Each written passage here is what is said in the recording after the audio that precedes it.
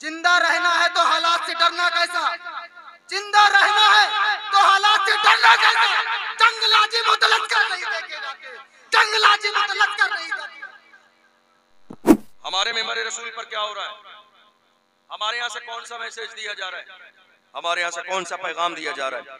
बड़ी माजरत के साथ, और मैं अपनी बात कहने में कभी डरता और झिझकता नहीं हूँ। मेरे लिए कोई नुकसान नहीं है, मेरी बात किसी को ना समझ आए तो मैं इस बात का कोई लालची नहीं हूँ कि मुझे दोबारा जलसे में बुलाया जाए। मैं यहाँ किसी की चापलूसी के लिए नहीं आया हूँ, रसूलुल्लाह का फरमान सुनाने आया हूँ।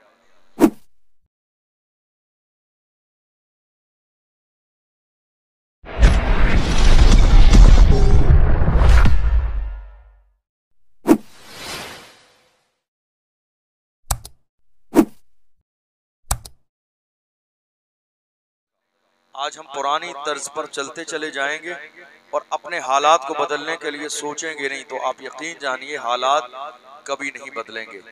कौम मुस्लिम के लिए ये टर्न पॉइंट है मौजूदा दौर में कि अब भी वक्त आ गया है कौम मुस्लिम हालात को समझे, और जो फैसला कौम मुस्लिम को बहुत पहले लेना चाहिए था वो आज की तारीख में ले लेना चाहिए। लेकिन आज हम इस हवाले से सोच नहीं रहे। हमारी नाराजगी ने, हमारे इख्तिलाफ ने, हमारे बड़कपन ने, हमारे गुरूर ने, हमारे तकब्बुर ने, हमारे एटीट्यूड ने, हमारी जात और बिरादरी के झगड़ों ने कौम मुस्लिम को पैरों के नीचे कुचल के रख दिया है। काश के मुसलमान मौजूदा दौर की सूरत हाल समझें और उन्हें इस बात का एहसास हो कि अब हमें सिर्फ अपनी जात के बारे में नहीं सोचना है, बल्कि जात से उठकर कौम के बारे में सोचना है। जिस दिन कौम के बारे में सोचने लगेंगे इंशाअल्लाह वो दिन तब्दीली का पहला दिन होगा। मेरी बात समझ आ रही है आपको? बहुत खामोशी के साथ आप ये महफिल में शरीक हैं। ये आपके इस महफिल में खामोशी क्यों है? किसी समझदार ने कहा था, ये खामोश मिजाजी तुम्हें जीने नहीं देगी, इस दौर में जीना है तो कोहराम मचा दो। ये खामोशी का दौर नहीं है, ये बोलने का दौर है। मेरे साथ बोलेंगे मिलकर? आगे से पीछे तक एक बार दोनों हाथों को उठा के नारा लगाइए, या रसूल अल्लाह, या हबीब अल्लाह। सरकार की आमद, जश्न ईद मिलादुन नबी, मिशन मुफ्ती आजम हिंद, नारे तकबीर, नारे रिसालत। जाग रहे हैं आप लोग? जाग रहे हैं? याद रखिएगा, ये खामोशी है आपकी जिससे मुल्क के कोने कोने पर नुकसान हो रहा है। ये खामोशी ही है आपकी कि मुल्क के कोने कोने पर जिसकी वजह से आज नुकसान होने लगा है। लेकिन जब आप बोलते थे तो हालात ऐसे नहीं थे।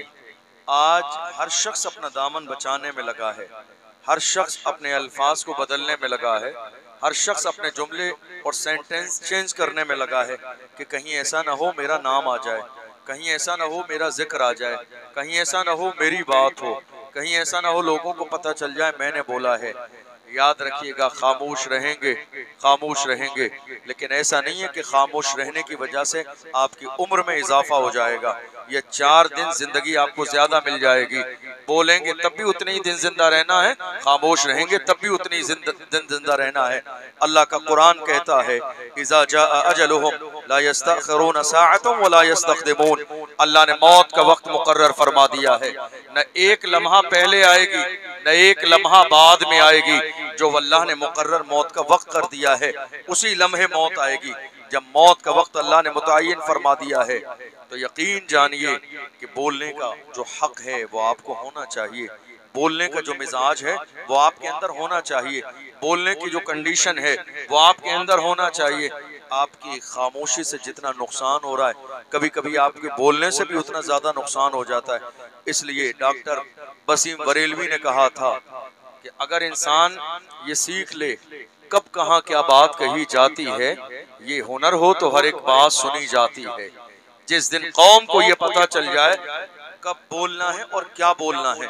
हजरत अली रज़ी अल्लाह अन्हु फरमाते हैं कि इंसान बोलना तो 2 साल की उम्र में सीख जाता है, लेकिन पूरी जिंदगी उसे ये समझ में नहीं आता है कब कहाँ क्या बोलना है।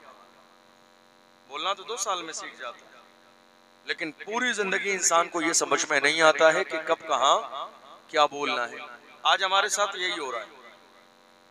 कौम मुस्लिम के साथ आज यही हो रहा है, जिन्हें बोलना आता है वो बोलने के लिए राजी नहीं, और जिन्हें अल्लाह ने बोलने की जबान दी है उनके अंदर इतना डर और खौफ भरा हुआ है न जाने क्या हो जाए। जो बोलना जानते हैं वो बोलते नहीं, जिन्हें अल्लाह ने बोलने के लिए साहिब जबान बनाया है वो आगे आने के लिए तैयार नहीं। और हालत ये है कि कौम लगातार हमारी पिसती चली जा रही है। आखिर कौन सोचेगा इस बारे में, कौन बात करेगा इस बारे में, कौम के लिए दर्द कौन दिखाएगा, कौम के लिए मैदान में कौन आएगा, कौम के लिए रसूलुल्लाह सल्लल्लाहु अलैहि वसल्लम के मिशन को आगे बढ़ाने के लिए कौन आगे बढ़ेगा। ये मेरी भी जिम्मेदारी है, आपकी भी जिम्मेदारी है, हर कलमा पढ़ने वाले की जिम्मेदारी है। मुफ्ती आजम हिंद का मिशन ये है कि हुजूर की इज्जत पर हर जमाने में पहरा दिया जाए। हुजूर की इज्जत पर आज नामूस रिसालत का मसला हमारी और आपकी निगाहों के सामने है, लेकिन ये मुफ्ती आजम हिंद ने अपने जमाने में लोगों को फरमाया था कि हुजूर की इज्जत हर चीज से ज्यादा अजीम है, हुजूर का मनसब हर एक मनसब से बड़ा है, हुजूर की शान कायनात में सबसे बड़ी शान है। जिंदगी के हर मोड़ पर समझौता किया जा सकता है, अगर समझौता नहीं किया जा सकता तो हुजूर की इज्जत पे समझौता नहीं किया जा सकता, हुजूर के नाम पर समझौता नहीं होगा, हुजूर की शान और अजमत में समझौता नहीं होगा। आज हम और आप नामूस रिसालत का नारा लगा रहे हैं, लेकिन आप मुझे बताइए जो आपकी जिम्मेदारी है नामूस रिसालत के हवाले से क्या कभी आपने पूरी की? नहीं। नामूस रिसालत के हवाले से जो आपकी जिम्मेदारी है आपने पूरी नहीं की। कौम मुस्लिम के बच्चे बच्चे की जो जिम्मेदारी नामूस रिसालत के हवाले से थी उस पर काम नहीं किया गया। आज हालात बहुत तेजी के साथ बदलते चले जा रहे हैं, और मैं आपको बताऊं, आप मेरी बात से मुत्तफिक होंगे, हमारी कौम में कुछ जमाने से लेकर अब तक कुछ ऐसे दलाल पैदा हो गए कौम के अंदर जिन्होंने कौम का बेड़ा गर्क कर दिया। हमारी कौम के अंदर छुपे हुए आस्तीन के सांप पैदा हो गए जिन्होंने हमारी कौम का बेड़ा गर्क कर दिया। हमारी कौम का रात के अंधेरे में सौदा करने वाले पैदा हो गए जिन्होंने हमारी कौम का बेड़ा गर्क कर दिया। याद रखिएगा, जो कौम की मौजूदा दौर में दलाली कर रहे हैं और ये सोच रहे हैं कि नहीं साहब परेशानी का वक्त आएगा तो हमारे रास्ते में रेड कलर का कारपेट बिछाया जाएगा, हरगिज़ ऐसा होने वाला नहीं है। डॉक्टर राहत इंदौरी ने कहा था, लगेगी आग तो आएंगे घर कई जद में, यहाँ पे सिर्फ हमारा मकान थोड़ी है। लगेगी आग तो आएंगे घर कई जद में, यहाँ पे सिर्फ हमारा मकान थोड़ी है। जो आज साहिबे मसनद है कल नहीं होंगे, किराएदार है जाती मकान थोड़ी है। सभी का खून है शामिल यहाँ की मिट्टी में, किसी के बाप का हिंदुस्तान थोड़ी है। आज जरूरत इस बात की है कि कौम में छुपे हुए दलालों का सोशल बाइकाट किया जाना चाहिए। याद रखिएगा, जिंदगी में एक साथ दो काम नहीं कर सकते, या तो लिहाज कर लीजिए या हक बयानी कर लीजिए। एक ही काम हो सकता है एक वक्त में, या तो आप लिहाज करेंगे या हक बयानी करेंगे। लेकिन आज हम जिन हालात से गुजर रहे हैं वो लिहाज का दौर नहीं, वो हक बयानी का दौर है। ये मत देखिए सामने कौन है, ये देखिए वो कर क्या रहा है। अगर उसकी जात से, उसकी बात से इस्लाम और पैगंबर इस्लाम के मिशन को फरोग मिलता है तो यकीनन उस बात का और उसकी बात का एहतराम किया जाना चाहिए। लेकिन अगर कोई ऐसा शख्स है जो हमारी कौम को, हमारे मिशन को नुकसान पहुंचाने वाला है, यकीनन उसको एक लम्हे के लिए भी बर्दाश्त किया जाना नहीं चाहिए। आज हम रिश्तों का लिहाज करने लगे, ये हमारे हैं, ये अपने हैं, ये मिलने वाले हैं, ये रिश्तेदार हैं, ये ताल्लुकात वाले हैं। इन्हीं सब चीजों की बुनियाद पर आज कौम मुस्लिम जिस पस्ती की तरफ तेजी के साथ जा रही है, हमारी और आपकी निगाहों के सामने है। वरना दौर वो नहीं था जो दौर आज है, हालात ये नहीं थे जो हालात आज हैं, मामलात ये नहीं थे जो मामलात आज हैं। आज हम जिस पस्ती का शिकार करते चले जा रहे हैं, आपने कभी हमारे मिंबर का गौर नहीं किया? कभी हमारे मिंबर पर गौर कर लीजिए, हमारे मिंबरों का हाल भी ऐसा हो गया। पीर साहब मिंबर रसूल पर बैठे हुए हैं, हुजूर की नात पढ़ी जाए तो इतनी दाद नहीं मिलती है जितना बैठे हुए पीर साहब की शान में कलाम पढ़ा जाए तो वाह की जाती है, जितने नारे लगाए जाते हैं, जितने नजराने दिए जाते हैं। याद रखिएगा, ये मिंबर रसूल पीर साहब के लिए नहीं, रसूल पाक के लिए लगाया गया है। ये मिंबर रसूल पीर साहब के लिए नहीं लगाया गया, ये मिंबर रसूल रसूलुल्लाह के लिए लगाया गया है, पैगंबर की बात के लिए लगाया गया है। जिस कौम का मयार ये बन जाए कि हम अपने पीर की तारीफ करेंगे, याद रखिएगा हम यहाँ पीर की तारीफ के लिए नहीं, रसूलुल्लाह की अजमत के लिए जमा हुए हैं, नामूस रिसालत के लिए जमा हुए हैं, हुजूर के मिशन के लिए जमा हुए हैं। अगर बात की जाएगी मिंबर रसूल पर तो रसूलुल्लाह की बात की जाएगी, पैगंबर अजमत की बात की जाएगी, रसूलुल्लाह की अजमत बयान की जाएगी। जिस कौम का अलमिया ये हो रसूलुल्लाह की बात को अहमियत कम की जाए, पीरो मुर्शिद की बात को अहमियत ज्यादा दी जाए, उस कौम का मुकद्दर यही है कि उसको पैरों के नीचे कुचल दिया जाए। उस कौम का मुकद्दर यही है कि उसको पैरों के नीचे कुचल दिया जाए। याद रखिएगा, आज हमें शिकवा है, आज हमें शिकवा इस बात का कि रसूलुल्लाह सल्लल्लाहु अलैहि वसल्लम की बात दुनिया के दूसरे लोग मेरे नबी की शान में गुस्ताखी कर रहे हैं। हमें इस बात का शिकवा है। हम और आप क्या कर रहे हैं? हम और आप क्या कर रहे हैं? हमारे मिंबर रसूल पर क्या हो रहा है? हमारे यहाँ से कौन सा मैसेज दिया जा रहा है? हमारे यहाँ से कौन सा पैगाम दिया जा रहा है? बड़ी माजरत के साथ, और मैं अपनी बात कहने में कभी डरता और झिझकता नहीं हूँ। मेरे लिए कोई नुकसान नहीं है, मेरी बात किसी को ना समझ आए तो मैं इस बात का कोई लालची नहीं हूँ कि मुझे दोबारा जलसे में बुलाया जाए। लेकिन याद रखिएगा, एक आलिम की जिम्मेदारी है मिंबर रसूल पर बैठे तो अमानतदारी का हक जरूर अदा करे। ये न सोचे किसे बुरा लगता है। अल्लाह का कुरान कहता है, हुवल्लज़ी अरसल रसूलहु बिल हुदा व दीनिल हक़ लियुज़हिरहु अला दीन कुल्लिही वलौ करिहल मुशरिकून। वही है परवरदिगार जिसने महबूब को दीन हक के साथ भेजा और ये दीन तमाम दीनों पर गालिब रहेगा। ये बात इस्लाम के दुश्मनों को बुरी लगती है तो लगती है, जिसको बुरा लगता है लगता रहे। याद की जाइए, मैं यहाँ किसी की चापलूसी के लिए नहीं आया हूँ, रसूलुल्लाह का फरमान सुनाने आया हूँ। मुझसे ना ही कोई पूरे मुल्क हिंदुस्तान की सरजमीन पर यह उम्मीद कर सकता है कि नहीं साहब, ना तो मेरे कान इतने कमजोर हैं कि किसी ने मेरे कान में कह दिया हजरत ये बोल देना तो वो बोल दिया। नहीं, मैं भी एक बड़े मनसब की जिम्मेदारी संभालता हूँ। मुझे मालूम है कब कहाँ क्या बोलना चाहिए और कब कहाँ क्या नहीं बोलना चाहिए। जज्बाती होना भी जरूरी है, लेकिन इंसान को अक्लमंद भी होना जरूरी है। खाली न जज्बात से काम चलता है न सिर्फ अक्लमंदी से।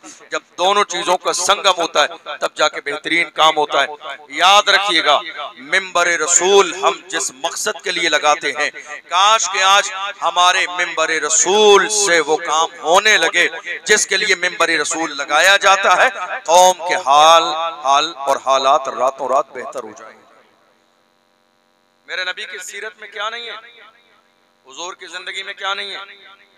अखलाक नहीं है, तवज्जो नहीं है, आजिज़ी नहीं है, इनकिसारी नहीं है, मोहब्बत नहीं है, हुकूक नहीं है, बड़ों का एहतराम और छोटों से मोहब्बत नहीं है, गुरूर और तकब्बुर की मुखालिफत नहीं है। आखिर क्या नहीं है? मगर हम तो हिंदुस्तान की सरजमीन पर मिंबर रसूल इस अंदाज में देख रहे हैं कि जिस मिंबर रसूल पर बैठकर ये तकरीर की जाती है हसद करना हराम है, सबसे ज्यादा हसद उसी मिंबर पे हो रहा होता है। जिस मिंबर से ये ऐलान किया जाता है गुरूर करना तकब्बुर करना हराम है, सबसे ज्यादा गुरूर और तकब्बुर उसी मिंबर पे होता है जहां से हसद की मुखालिफत की जाती है।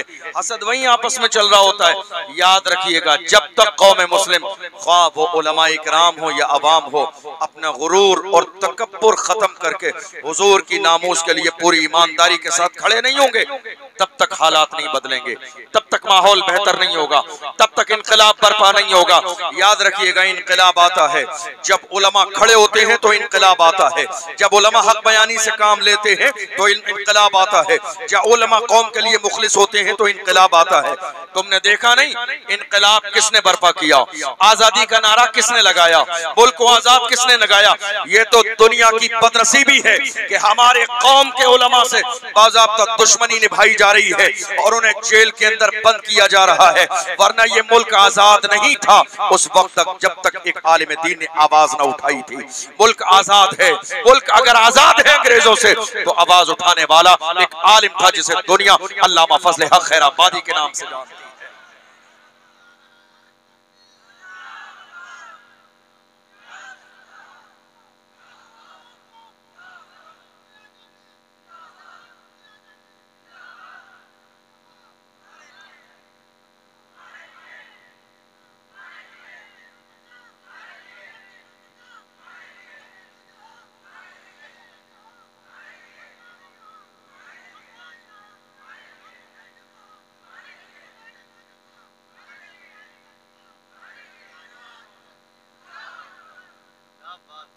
हुजूर की इज्जत के लिए जिस कौम के जवान उठ के खड़े हो जाएं वो कौम कभी मुर्दा नहीं हो सकती।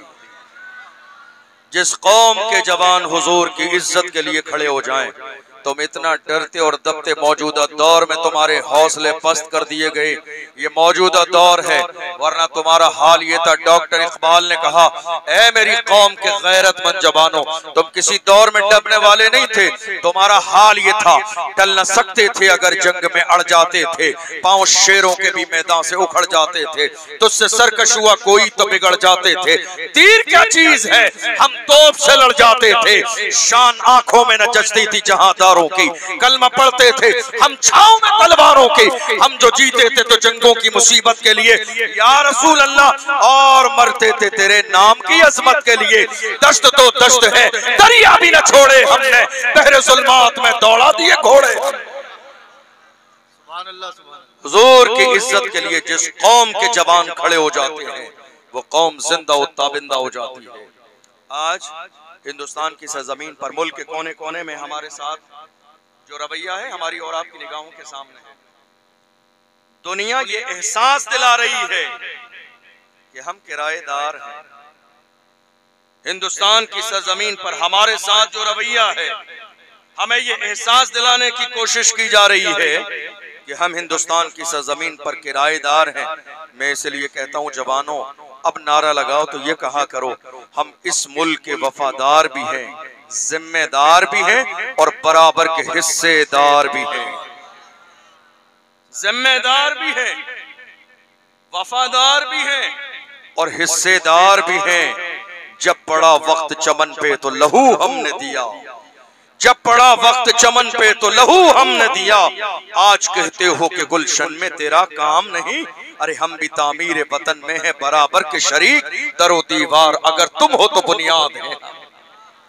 हिंद को नाज है जिस पर वो निशानी हम हैं, ताज और लाल किले के यहाँ बानी हम हैं। न घबराओ मुसलमानों, खुदा की शान बाकी है। अभी इस्लाम जिंदा है, अभी कुरान बाकी है। ये दुश्मन क्या समझते हैं जो अपने दिल में हंसते हैं, अभी तो करबला का आखिरी मैदान बाकी है। हुजूर की इज्जत के लिए खड़े होने का मिजाज पैदा कीजिए। हिंदुस्तान की सरजमीन पर हम किराए के तौर पर नहीं रहते। ये मुल्क हिंदुस्तान, जहां अंग्रेजों ने कब्जा किया, इंसानियत सिसक रही थी। ऐसा नहीं था, मालदार नहीं थे, पैसे वाले नहीं थे, जमीनों वाले नहीं थे, हवेलियों वाले नहीं थे, सब थे, मगर मुल्क की आजादी के लिए खड़ा होने वाला एक आलिम दीन था जिसे दुनिया अल्लामा फजल हक खैराबादी के नाम से जानती। अंग्रेजों के खिलाफ जिहाद का फतवा दिया, गिरफ्तार कर लिया गया अल्लामा फजल हक खैराबादी को, और गिरफ्तार करने के बाद जजीरे अंडमान निकोबार ले गए, काले पानी की सजा दी गई। एक अंग्रेज ऑफिसर ने आके कहा था, मौलाना अब भी वक्त है, फतवा वापस ले लो। फतवा वापस लोगे तो तुम्हारी जान बख्श दी जाएगी। अल्लामा फजल हक खैराबादी ने उस अंग्रेज ऑफिसर के चेहरे पे थूक दिया था और कहा था, शेर की एक लम्हे की जिंदगी गीदड़ की 100 साल जिंदगी से बेहतर है। हम मुस्तफ़ा जान रहमत के गुलाम हैं। हमारे फतवे की शान ये है, जब हमारे कलम से फतवा निकल जाता है, हुकूमतें बदल जाती हैं, फतवे नहीं बदलते। नारे तकबीर, नारे रिसालत। अल्लामा फजल हक खैराबादी, जश्न मुफ्ती आज़म हिंद, नारे तकबीर। मुफ्ती आज़म हिंद की फिक्र को पेश कीजिए दुनिया के सामने। आज हम जो जरूरी बात मिंबर रसूल पर है वो नहीं करते हैं, गैर जरूरी बातों से हमारे जलसे शुरू होकर खत्म हो जाते हैं। यही वजह है कि आज हमारी कौम तक वो पैगाम नहीं पहुंच रहा है जो पहुंचना चाहिए। याद रखिएगा, दुनिया आज इस नजर से देख रही है, हम किराएदार हैं, तो हमारी जिम्मेदारी बनती है कि हम मुल्क की आज़ादी में जो हमारे उलमा का किरदार है दुनिया के सामने पेश करें, ताकि दुनिया को पता चल जाए हम किराए की सरजमीन पर नहीं रहते हैं। ये हिंदुस्तान की सरजमीन हमारी सरजमीन है, और हम तो बड़े फख्र के साथ कहते हैं, कुर्सी पर कोई भी बैठे राजा तो मेरा खौजा है। अल्लामा फजल हक खैराबादी ने मिशन शुरू किया, बड़े बड़े लोग इस मुल्क की आजादी के लिए मिशन में आ गए। अशफाकुल्लाह खान ने हिस्सा लिया, मुहिम चलाई, अलग अलग शहरों में गए, लोगों को इस बात के लिए उभारा कि अल्लाह ने तुम्हें गुलामी के लिए नहीं क़यादत के लिए पैदा किया है, कायद बनो। गिरफ्तार किया गया अशफाकुल्लाह खान को भी, और अंग्रेजों ने उनके जिस्म को बाज़ाब्ता जलाया, और जलाने के बाद उनके जले हुए जिस्म पर नमक लगाया जाता था। तड़पते थे, बेचैन हो जाते थे, और उनसे कहा जाता था अशफाकुल्लाह खान अब भी वक्त है, अपने मिशन से वापस आ जाओ, तुम्हारी जिंदगी को बख्श दिया जाएगा। लेकिन अशफाकुल्लाह खान इतनी तकलीफ के आलम में भी कहते थे सरफरोशी की तमन्ना अब हमारे दिल में है, देखना है जोर कितना बाजुए कातिल में है, वक्त आने पर बता देंगे तुझे आसमां, हम अभी से क्या बताएं क्या हमारे दिल में है। ये मिशन था हमारे उलमा का। ऐसे ही मुल्क आजाद नहीं हुआ है। मुझे याद आता है इसी मुल्क की आजादी की तारीख में एक और पर्सनालिटी है जिसे दुनिया हजरत अल्लामा सैयद किफायत अली काफी के नाम से जानती और पहचानती है। वो मर्द मुजाहिद जिसने पूरी दुनिया के सामने वबांगे तोहल का था, ए दुनिया वालों मायूस न हो, ए दीने मिल्लत पैसा, जिंदा है तो सींचेंगे तुझे खून जिगर से। कौन? सैयद किफायत अली काफी, जिनको मुल्क की आजादी के नाम पर गिरफ्तार कर लिया गया और कहा ये मुल्क के गद्दार हैं, गद्दारी के नाम पर जेल में बंद किया गया, और उसके बाद फैसला ये किया गया कि नहीं ये मुल्क के गद्दार हैं, इन्हें फांसी दी जाएगी। और फांसी कब दी जाएगी? रमजान के महीने में दी जाएगी, 27 रमजान को दी जाएगी, असर और मगरिब के दरमियान दी जाएगी। अल्लाहु अकबर। हाल ये है रमजान का महीना, रोजे की हालत से है हजरत मौलाना सैयद किफायत अली काफी, रोजे से हैं, असर और मगरिब के दरमियान का वक्त है, 27 रमजान हो चुके हैं, तख्ते-ए-दार पर लटका दिया गया, गले में फांसी का फंदा डाला गया, और डालने के बाद में पूछा गया मौलाना कोई आखिरी ख्वाहिश तुम्हारी हो तो बयान करो। मरने वाले से मरने से पहले आखिरी ख्वाहिश पूछी जाती है। कोई मरने वाला अपनी आखिरी ख्वाहिश बताता है तो उसे बाज़ाब्ता पूरा किया जाता है। मुझे बताओ तुम्हारी कोई आखिरी ख्वाहिश हो। हम में से कोई होता तो न जाने क्या कहता, कोई कहता बीवी से मिलना चाहता हूँ, कोई कहता बच्चों से मिलना चाहता हूँ, मगर वो कैसे आशिक रसूल थे।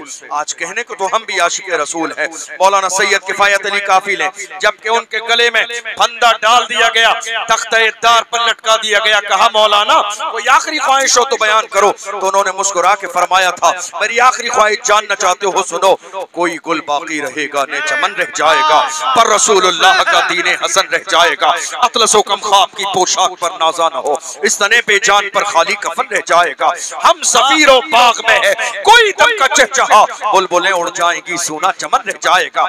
नाम शाहाने जहां मिट जाएंगे लेकिन यहाँ हशर तक नामो निशाने पंजतन रह जाएगा। जो पढ़ेगा साहिबे लौला के ऊपर दुरूद, आग से महफूज उसका तन बदन रह जाएगा। नारे तकबीर, नारे रिसालत, नारे रिसालत, जश्न हुजूर मुफ्ती आज़म हिंद। वाह वाह माशाअल्लाह। हमारी तारीख में, पूरी तारीख में कहीं कोई एक बुज़दिल नहीं मिलेगा। मैं क्या कह रहा हूं समझ आ रही है आप? हमारी पूरी तारीख में कहीं शुमार कर लीजिए एक भी बुज़दिल नहीं मिलेगा। ये बुज़दिली मौजूदा दौर की है, ये बुज़दिली मौजूदा दौर की है, और ये बुज़दिली है इसलिए जब से हमारी कौम में ये मुखबरी करने वाले मुखबिर और दलाल पैदा हो गए। ये कौम इसीलिए नामर्द होती चली जा रही है, ये कौम इसलिए दबती चली जा रही है। आज हाल क्या है मालूम है? अगर हुजूर की इज्जत की बात आती है, मेरी कौम के जवान इकट्ठा होके अपने बड़ों के पास जाते हैं तो वो भी डराने और दबाने का काम करते हैं। अगर मेरी कौम के जवान उलमा के पास जाते हैं तो उलमा भी डराने और दबाने का काम करते हैं। मैं आपके शहर पूरनपुर के उलमा के लिए नहीं कह रहा हूँ, आप कहें हमारे उलमा की मुखालिफत की। मैं जहाँ जहाँ जिन इलाकों को जानता हूँ वहाँ की बात कर रहा हूँ। मुझे नहीं मालूम आपके इलाके के हालात क्या हैं, लेकिन हो यही रहा है। अगर अवाम के पास जाते हैं, बड़ों के पास, उन्हें भी दबा दिया जाता है, उलमा के पास जाते हैं वहाँ भी दबा दिया जाता है, और हमसे कहा यह जाता है हालात अच्छे नहीं है, हालात अच्छे नहीं है। मैं सवाल करना चाहता हूँ 1400 साल की पूरी तारीख इस्लाम में बताइए हमारे लिए हालात अच्छे कब थे? हमारा हाल ये था जब 313 थे तो लरसता था जमाना, जब हम 313 थे तो लरसता था जमाना। आज हम करोड़ों हैं तो करते हैं गुलामी। हम बद्र के मैदान में 313 थे, मगर वहां हमने कामयाबी के झंडे ताकत की बुनियाद पर नहीं, रसूल की मोहब्बत की बुनियाद पर गाड़े थे, इश्क रसूल की बुनियाद पर गाड़े थे। आज भी हो जो इब्राहीम से इंसान पैदा, आग कर सकती है अंदाज़े गुलिस्तां पैदा। नारे तकबीर, नारे रिसालत, नारे रिसालत, मुहाफिज़े नामूसे रिसालत, जश्न मुफ्ती आज़म हिंद। आज डराने का काम हो रहा है। कल तक गैर डराते थे, आज अफसोस अपने डरा रहे हैं। कल तक गैर डराते थे, आज अफसोस अपने डरा रहे हैं। हमारे यहाँ क़यादत, तवज्जो है आपकी, हमारे यहाँ क़यादत सिर्फ जलसे के पोस्टर तक रह गई। आज हमारे यहाँ ज़मीनी लेवल पर क़यादत नहीं है।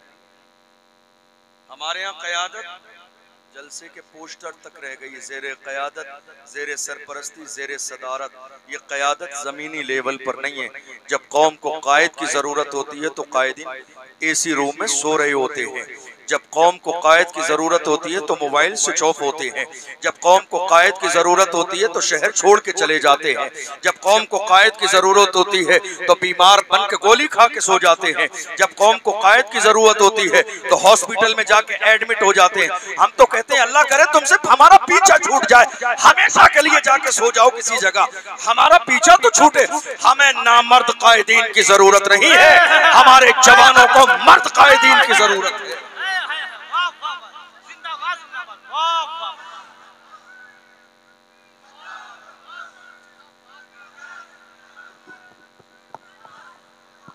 जिंदा रहना है तो हालात से डरना कैसा, जिंदा रहना है तो हालात से डरना कैसा। जंगलाजी मुतलक कर नहीं देखे जाते, जंगलाजी मुतलक कर नहीं देखे। आज हालात ऐसे ही हैं। हमें जब कायदीन की जरूरत पड़ती है तो उनका पता नहीं मिलता है। मैं सही कह रहा हूं? आप मुत्तफिक है मेरी बात से? और याद रखिएगा, आज सबसे ज्यादा रोना मौलवियों के दम से रोया जा रहा है। सबसे ज्यादा रोना मौलवियों के दम से। क्या करें, मौलवी आगे नहीं आते, मौलवी हालात से समझौता कर लेते हैं, मौलवी बात नहीं करते, मौलवी हमारे मसाइल हल नहीं करते। याद रखिएगा, मौलवी मौलवी होता है, एक सियासतदान सियासतदान होता है। तुमने मौलवी को बाज़ाब्ता नेता बनाने के लिए नहीं रखा, मस्जिद में नमाज पढ़ाने के लिए रखा। उलमा राय दें, मशवरा दें, लेकिन कौम के लोग बाज़ाब्ता मैदान में आए। हाल ये है, जहां दस्तार लपेटने की जरूरत होती है वहां मौलवियों को पीछे कर दिया जाता है। जहां फोटो आने की जरूरत होती है मौलवी पीछे कर दिए जाते हैं। दस्तार बंदी की जरूरत है, मौलवी पीछे कर दिए गए। गुलपोशी की जरूरत है, मौलवी पीछे कर दिए गए। जहां फोटो अखबार में आना है, कौम के बाज़ाब्ता दलाल आगे आके खड़े हो जाते हैं ताकि किसी मौलवी का चेहरा सामने ना आ जाए। याद रखिएगा, ये हमारी कौम के उलमा है। जिस जमाने में जितने भी बुरे रहे हो, फिर भी जब भी जरूरत पड़ी है तो ला इलाहा इल्लल्लाह की सदा इन्होंने लगाई है। इज्जत रसूल पर पहरे इन्होंने दिए हैं, नामूस रिसालत के मुहाफिज बन के खड़े उलमा हुए हैं। इसलिए बुराई करना छोड़ दीजिए, इनके दाहिने और बाएं हाथ के दस्तों बाजू बन जाइए। बुराई कर रहे हैं, साथ नहीं दे रहे हैं। आज उलमा की बुराई की जा रही है, साथ नहीं दिया जा रहा। समझ रहे हैं आप? मैं आपको एक बात बताऊं, सियासत को आज तक हमारी कौम ने सही तौर पर समझा नहीं। मैं क्या कह रहा हूं? सियासत हमारी कौम ने समझी नहीं। हमारे यहाँ आज भी इस फिक्र के लोग हैं कि सियासत तो नाजायज और हराम है। किसी समझदार इंसान ने इशारा किया था, उसने कहा था अगर तुम सियासत नहीं करोगे तो तुम्हारे साथ सियासत कर दी जाएगी। अगर तुम सियासत नहीं करोगे तो तुम्हारे साथ सियासत कर दी जाएगी। आज हालत क्या है? हमने बिल्कुल सियासत को नाजायज और हराम समझ लिया, जैसे सियासत का इस्लाम से कोई लेना देना नहीं है। वरना जो पढ़े लिखे लोग हैं वो जानते हैं सियासत भी इस्लाम का एक हिस्सा है। सियासत इस्लाम से बाहर नहीं है, सियासत रसूलुल्लाह की सीरत से बाहर नहीं है, सियासत सहाबा की सीरत से बाहर नहीं है। अरे जिनकी निगाहों के सामने बदर का मैदान न हो फिर उनसे क्या बात की जा सकती है। जिनके सामने फारूक आजम की अदालत और हुकूमत न हो, जिस फारूक आजम ने 22 लाख मुरब्बा मील पर हुकूमत की हो, 10 साल हुकूमत की हो, वो निगाहों के सामने न हो फिर क्या कहा जा सकता है। उस्मान गनी का 12 साल का दौरे हुकूमत निगाहों के सामने न हो फिर क्या कहा जा सकता है। सिद्दीक अकबर का 2 साल जो है हुकूमत का दौर सामने न हो फिर क्या कहा जा सकता है। याद कीजिएगा, सियासत एक निजाम को कहा जाता है जिसके जरिए मुल्क चलाया जाता है, जिसके जरिए निजाम चलाया जाता है, जिसके जरिए कौम जिंदा व ताबिंदा रहती है। आज हमने सियासत को बिल्कुल नाजायज और हराम समझ लिया, इतना दूर भागते रहे, बाईकाट करते रहे। आज हालत ये आ गई कि जो जुमले हमारी जबान पर होना चाहिए थे हम दिल और दिमाग में भी सोचने की हिम्मत नहीं कर पाते उन जुमलों। क्यों? हालत ये है, हमारे यहाँ टांग खींचने वाले लोग ज्यादा हैं, हमारे यहाँ टांग खींचने वाले लोग बहुत ज्यादा हैं। नेताओं की हमारे यहाँ कमी नहीं है, नेताओं की कमी नहीं है हमारे यहाँ। हर गली मोहल्ले के अंदर 50-100 नेता मिल जाएंगे, जिसको देखो वो नेता, जिसको कोई काम नहीं, जिसका कोई बिजनेस नहीं, जिसके घर में कोई इज्जत नहीं, जिसके बीवी बच्चे उसकी बात न माने, जो बिल्कुल फालतू बेकार सा इंसान और साफ नेता है। अरे यार खुदा के बंदो, तुम्हारा हाथ जोड़ के तुम्हारे पैर पकड़ो, सब नेता मत बनो, मिलके किसी एक को लीडर बनाओ। सब नेता मत बनो, सब नेता मत बनो, निजाम ऐसे नहीं चलेगा, सिस्टम ऐसे नहीं चलेगा। कौम का फ्यूचर इस अंदाज में बेहतर नहीं होगा जिस कौम में सब बड़े बनने का मिजाज रखते हैं, पैरों के नीचे कुचल दिया जाता है। सब एक को मिलकर बड़ा बनाइए, वरना किसी समझदार इंसान ने कहा था, न समझोगे तो मिट जाओगे हिंदी मुसलमानों, तुम्हारी दास्तां तक भी न होगी दास्तानों में। मुत्तहिद हो तो बदल डालो जमाने का निजाम, मुंतशिर हो तो मरो। शोर मचाते क्यों? मुत्तहिद हो तो बदल डालो जमाने का निजाम, मुंतशिर हो तो मरो। शोर मचाते क्यों हो? आज यही हो रहा है, आज यही हो रहा है। इज्जत किसकी है आज? किसकी इज्जत है हमारे यहाँ? दलालों, कौम की मुखबरी करने वालों की, सौदा करने वालों की। किसकी इज्जत है? कौम का सौदा करने वालों की। नहीं साहब, पंच यही है, बात यही करेंगे, मसाइल यही हल करेंगे। चाहे ने सूरह फातिहा पढ़ने का सलीका ना हो, चाहे कलमा प्रोनाउंसिएशन के साथ याद ना हो, कौम के रहनुमा और लीडर ये हैं। मैं इस बात का मुखालिफ नहीं कि कौम के रहनुमा और लीडर ना बने, लेकिन याद रखिएगा हर शख्स हाथ पैर मारने की कोशिश न करे। अल्लाह ने ये सलाहियत हर इस शख्स के अंदर पैदा नहीं की होती है। जिस शख्स के अंदर अल्लाह ने ये सलाहियत पैदा की है, कौम मुस्लिम की जिम्मेदारी है कि उस एक को बड़ा मान लें, उस एक को बड़ा मान लें। हर शख्स बड़ा बनने की कोशिश करेगा। हालात जितनी तेजी के साथ बिगड़ते चले जा रहे हैं, उसी अंदाज में हालात बिगड़ते चले जाएंगे। और एक बात, जरा जलसों का मिजाज भी बदलिए और अपना भी मिजाज बदलिए, क्योंकि खुद अल्लाह ने फरमाया जो कौम अपनी हालत बदलना नहीं चाहती, खुदा भी उस कौम की हालत नहीं बदलता। हमारे जलसों को हमने शुरू किया फजीलत और करामत से लेकर, और पूरे जलसे सालों साल गुजर गए, फजीलत और करामतों पर ख़त्म हो जाते हैं। कौम मुस्लिम के जो हालात हैं उस पर कोई डिस्कस नहीं होता, कौम मुस्लिम के हालात पर बात नहीं होती, मेरी कौम की गैरत पर बात नहीं होती, मेरी कौम की बेटियों की इज्जत पर कभी बात नहीं होती। हालात इसीलिए बद से बदतर होते चले जा रहे हैं। हम ये गौर न करें, लोग हमारी तकरीर में नारे कम लगाते हैं, ज्यादा सुभान अल्लाह नहीं बोलते, लोग शोर शराबा हंगामा नहीं करते। याद रखिएगा, शोर शराबा हंगामा करने के लिए जलसा नहीं किया जाता है, कुछ सीखने के लिए, कुछ समझने के लिए जलसा किया जाता है। हमारी इस बात की कभी कोई फिक्र न रही कि लोग जलसे में नारे लगाएं, हंगामा राई करें, जलसा बहुत कामयाब हो गया। नहीं, एक बात सीख कर जाइए, एक बात सीख कर जाइए, अल्लाह ने आपको गुलामी के लिए नहीं, क़यादत के लिए पैदा किया है। एक बात सीख कर जाइए, एक बात सीख कर, अल्लाह ने गुलामी के लिए नहीं। हैरत की बात है, दुनिया में कोई कौम देखी है आपने बगैर क़यादत के?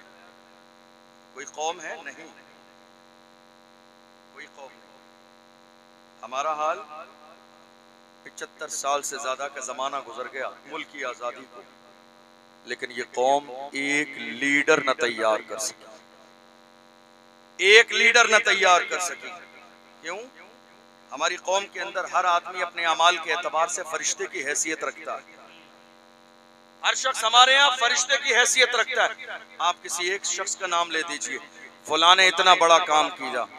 अभी एक दिन पहले एक बड़े अजीम शान रैली निकली नामूस रिसालत पर, मुल्क की तारीखी रैली।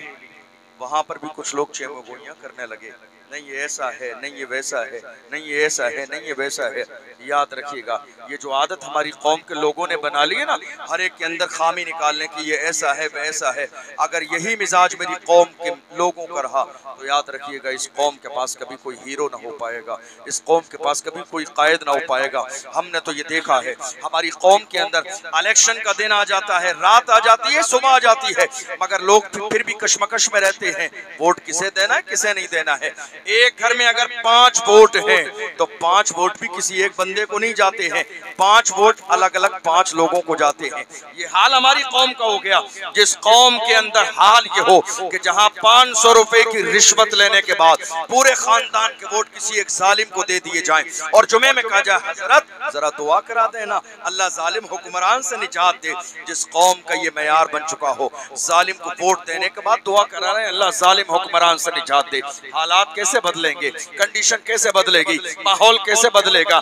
याद रखिएगा हर इंसान ये सोचता है मेरे अकेले के चाहने से क्या होगा, हर शख्स यही सोच रहा है। अगर हर शख्स हमारे यहाँ ये सोच ले मेरे चाहने से हो जाएगा, इंशाल्लाह इंकलाब बर्पा होगा।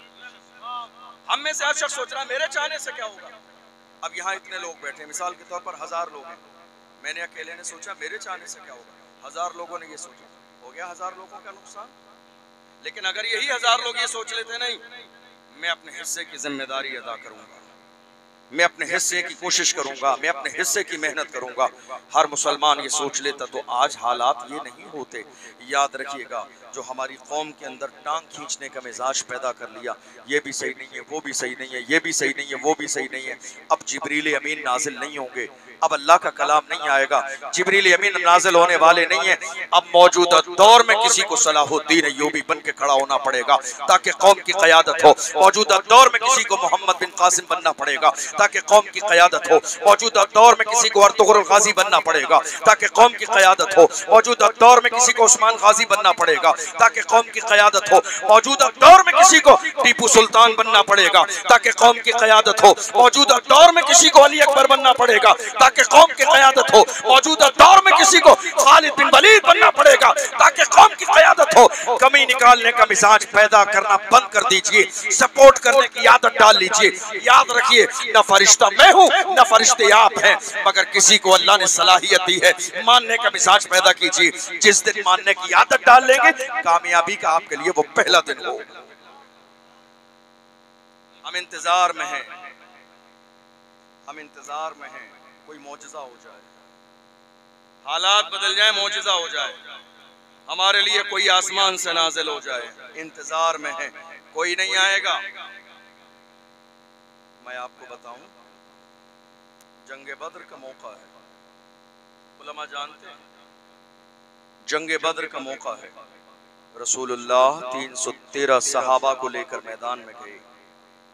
हमारे यहाँ क्या होता है जब हालात खराब होते हैं तो हमारे यहाँ ऐलान किया जाता नहीं साहब खत्म शरीफ की महफिल रखी गई है, हालात अच्छे हो जाएंगे पढ़ने के लिए। हमारे यहाँ यही ऐलान होता है, हालात खराब हो गए आयत करीमा का विर्द किया जाएगा, हालात अच्छे हो जाएंगे। हमारे यहाँ कुरान खानी रखी गई है। अरे यार खुदा के बंदो बाहर आओ, ये 340 में कुरान खानी और नियाजों से लंगर शरीफ और ख़त्म शरीफ से बाहर आओ। अगर इन सारी चीज़ों से काम हो जाता तो बद्र की सरजमीन पर मेरे नबी 313 का लश्कर जर्रार लेके न जाते। मैं मुखालिफ नहीं हूँ इन चीज़ों का, कुरान खानी भी हो, आयत करीमा भी पढ़ी जाए, कुरान की तिलावत भी हो, मगर मेरे नबी की जिंदगी में दूसरा पहलू भी है, उसे भी गौर करना पड़ेगा। आज हम कह रहे हैं मदद नहीं आ रही है, अल्लाह की इज्जत की कसम कुरान पढ़ के देखिए, जब मेरे नबी 313 सहाबा को लेके गए बद्र के मैदान में, थोड़ी देर के बाद जब दुश्मन सामने आए, मेरे नबी के जानिसार हुजूर की बारगाह में आए, कहा या रसूलल्लाह पता नहीं क्या बात है, हम दुश्मन के करीब पहुंचते हैं, हम हाथ नहीं उठाते हैं, उससे पहले वो ढेर हो जाता है, पता नहीं क्या बात है। मेरे नबी ने फरमाया ऐ मेरे सहाबा तुम्हें मुबारक हो, अल्लाह ने तुम्हारी मदद के लिए 5000 फरिश्ते भेज दिए। नारे तकबीर, नारे रिसालत, जश्न मुफ्ती आज़म हिंद, नारे तकबीर। जब हम हिम्मत करके अपना कदम आगे बढ़ाते हैं तब जाके अल्लाह की मदद आती है। हम रूम में लेटे रहें, सोते रहें, दरवाजा बंद कर लें, रूम में लेटे तस्बीह पढ़ते रहें, मदद आ जाए, मदद आ जाए, ऐसे मदद नहीं आएगी। मेरे नबी ने हुजरे पाक छोड़ा, सहाबा ने मदीने की गलियां छोड़ी, अल्लाह के रसूल सल्लल्लाहु अलैहि वसल्लम के जानिसारों ने मक्के की गलियां छोड़ी, पेट से पत्थर बांधे। रमजान का महीना है, गर्मी और तपिश है, ऐसे आलम में अल्लाह के महबूब जब बद्र के मैदान में 313 को लेके पहुंचे, जब सारी तकलीफें बर्दाश्त की हैं, तब जाके अल्लाह की मदद आई है, तब जाके फरिश्तों का लश्कर आया है। आज भी अगर कलमा पढ़ने वाले अल्लाह के दीन की सरबुलंदी के लिए और हुजूर की इज्जत के लिए कदम बाहर निकाल के जिंदा ताबिंदा हो जाते हैं तो मेरा ईमान है, मेरी कौम के जवानों, कदम उठाना तुम्हारा काम है, मदद भेजना ये अल्लाह की रहमत का काम। कदम उठाना तो सीखो, मैदान में आना तो सीखो, बात करना तो सीखो। याद रखिएगा, जिनकी नियतों में खुलूस न हो वो कभी किसी मिशन में कामयाब नहीं होते। आज हमारे पैर सलामत हैं, क्या है? पैर सलामत है हमारे, फिर भी हमारे नबी की शान में गुस्ताखी हो रही और चैन से बैठे हुए हैं। मगर जिसके पैर सलामत नहीं थे वो चैन से नहीं बैठा, जो व्हील चेयर पे बैठा था वो चैन से नहीं बैठा था। जिसके पैर सलामत नहीं थे उसे बर्दाश्त न हुआ कि हुजूर की शान में गुस्ताखी हो जाए। कौन? खादिम हुसैन, जिसे दुनिया अल्लामा खादिम हुसैन रिजवी के नाम से जानती है। कौन खादिम? जिसने फैजाबाद के धरने में दिसंबर की सर्दी में रात के अंधेरे में ऐसी आवाज लगाई थी कि उसकी आवाज लंदन और अमेरिका तक पहुंच गई और उसने पुकार के कहा था, या रसूल अल्लाह, उन्हें जाना, उन्हें माना, उन्हें जाना, उन्हें माना, न रखा गैर से काम, लिल्लाहिल हम्द में दुनिया से मुसलमान। एक व्हील चेयर पे बैठने वाला हुजूर की इज्जत पे पहरा दे रहा है, एक व्हील चेयर पे बैठने वाला नामूस रिसालत की बात कर रहा है, एक व्हील चेयर पे बैठने वाला दुश्मनों की आंखों में आंखें डाल रहा है। और कौन खादिम? हमारे यहाँ लोग खादिम ही तो नहीं बन रहे, मसला यही तो है। हमारे यहाँ लोग खादिम ही नहीं बन रहे, सब मखदूम है, सब आका है। अरे खादिम बनो हुसैन के खादिम की तरह। खादिम, खादिम हुसैन का खादिम। खादिम, जब कौम खादिम बनती है तो अल्लाह उसे मखदूम बना देता है। कुन खादिमन सतकूनु मखदूमा, खादिम बनो अल्लाह तुम्हें मखदूम बना देगा। एक व्हील चेयर पे बैठने वाला, एक गरीब घर का शख्स, उसके घर को यूट्यूब के जरिए बाज़ाब्ता मीडिया में दिखाया गया, जिसके घर की दीवारें सलामत नहीं, जिसके घर पे छप्पर पड़ा हुआ है, जिसके छप्पर से बाज़ाब्ता पानी के कतरे आते हैं, जिसके पास कोई बैंक बैलेंस नहीं है, जिसके पास कोई बैकग्राउंड नहीं है, जिसके पास कोई पैसा नहीं है, वो खादिम मजबूरी की सूरत में, मगर जब हुजूर की इज्जत पे पहरा देने पे आता है तो पूरी दुनिया के सामने बबांगे दोहल कहता है कि मोहम्मद से वफा तूने तो हम तेरे हैं। ये जहां चीज है क्या, लौह कलम तेरे हैं। कुव्वत इश्क से हर पस्त को बाला कर दे, दहर में इसमें मोहम्मद से उजाला कर दे। मोहम्मद की मोहब्बत दीन हक की शर्त अव्वल है, इसी में हो अगर खामी तो सब कुछ नामुकम्मल है। अगर हुजूर की शान में गुस्ताखी होती रही और हम अपने घरों पर चैन और सुकून की नींद सोते रहे तो याद रखिएगा क़यामत के दिन जवाब क्या देंगे। मुस्तफ़ा जान रहमत सल्लल्लाहु अलैहि वसल्लम को मेरे आका सल्लल्लाहु अलैहि वसल्लम ने पूछ लिया तो हमारे पास देने के लिए जवाब क्या होगा। अल्लामा खादिम हुसैन रिजवी को हुजूर की इज्जत के लिए कई बार घसीट कर जेल में डाला गया। हम तो बोल भी नहीं रहे। आज हमारे यहाँ पता है मसला क्या है? मौजूदा दौर में, ये बात बड़ी संजीदगी से आपको समझा रहा हूँ, मौजूदा दौर में हमारा हाल ये है कि हम एक अपनी कौम की मीटिंग भी नहीं कर सकते। हम अपनी कौम की एक मीटिंग भी नहीं कर सकते। क्यों? हमारे यहाँ मीटिंग से पहले एक मीटिंग हो जाती है, मीटिंग के बाद एक मीटिंग होती है। हमारे यहाँ मीटिंग से पहले मीटिंग और मीटिंग के बाद मीटिंग। कुरान ने कहा वह अमरुहुम शूरा बैनहुम, मशवरे का हुक्म, मीटिंग का हुक्म अल्लाह ने दिया और फरमाया इसमें खैर है और उसके उसूल भी हैं। आज हमारे यहाँ जितने भी लोग मीटिंग में शरीक होते हैं, हर शख्स इस जज्बे के साथ जाता है कि नहीं साहब राय मेरी मानी जाए, और अगर आपने न मानी तो वही उसी दिन से बागी हो जाएगा।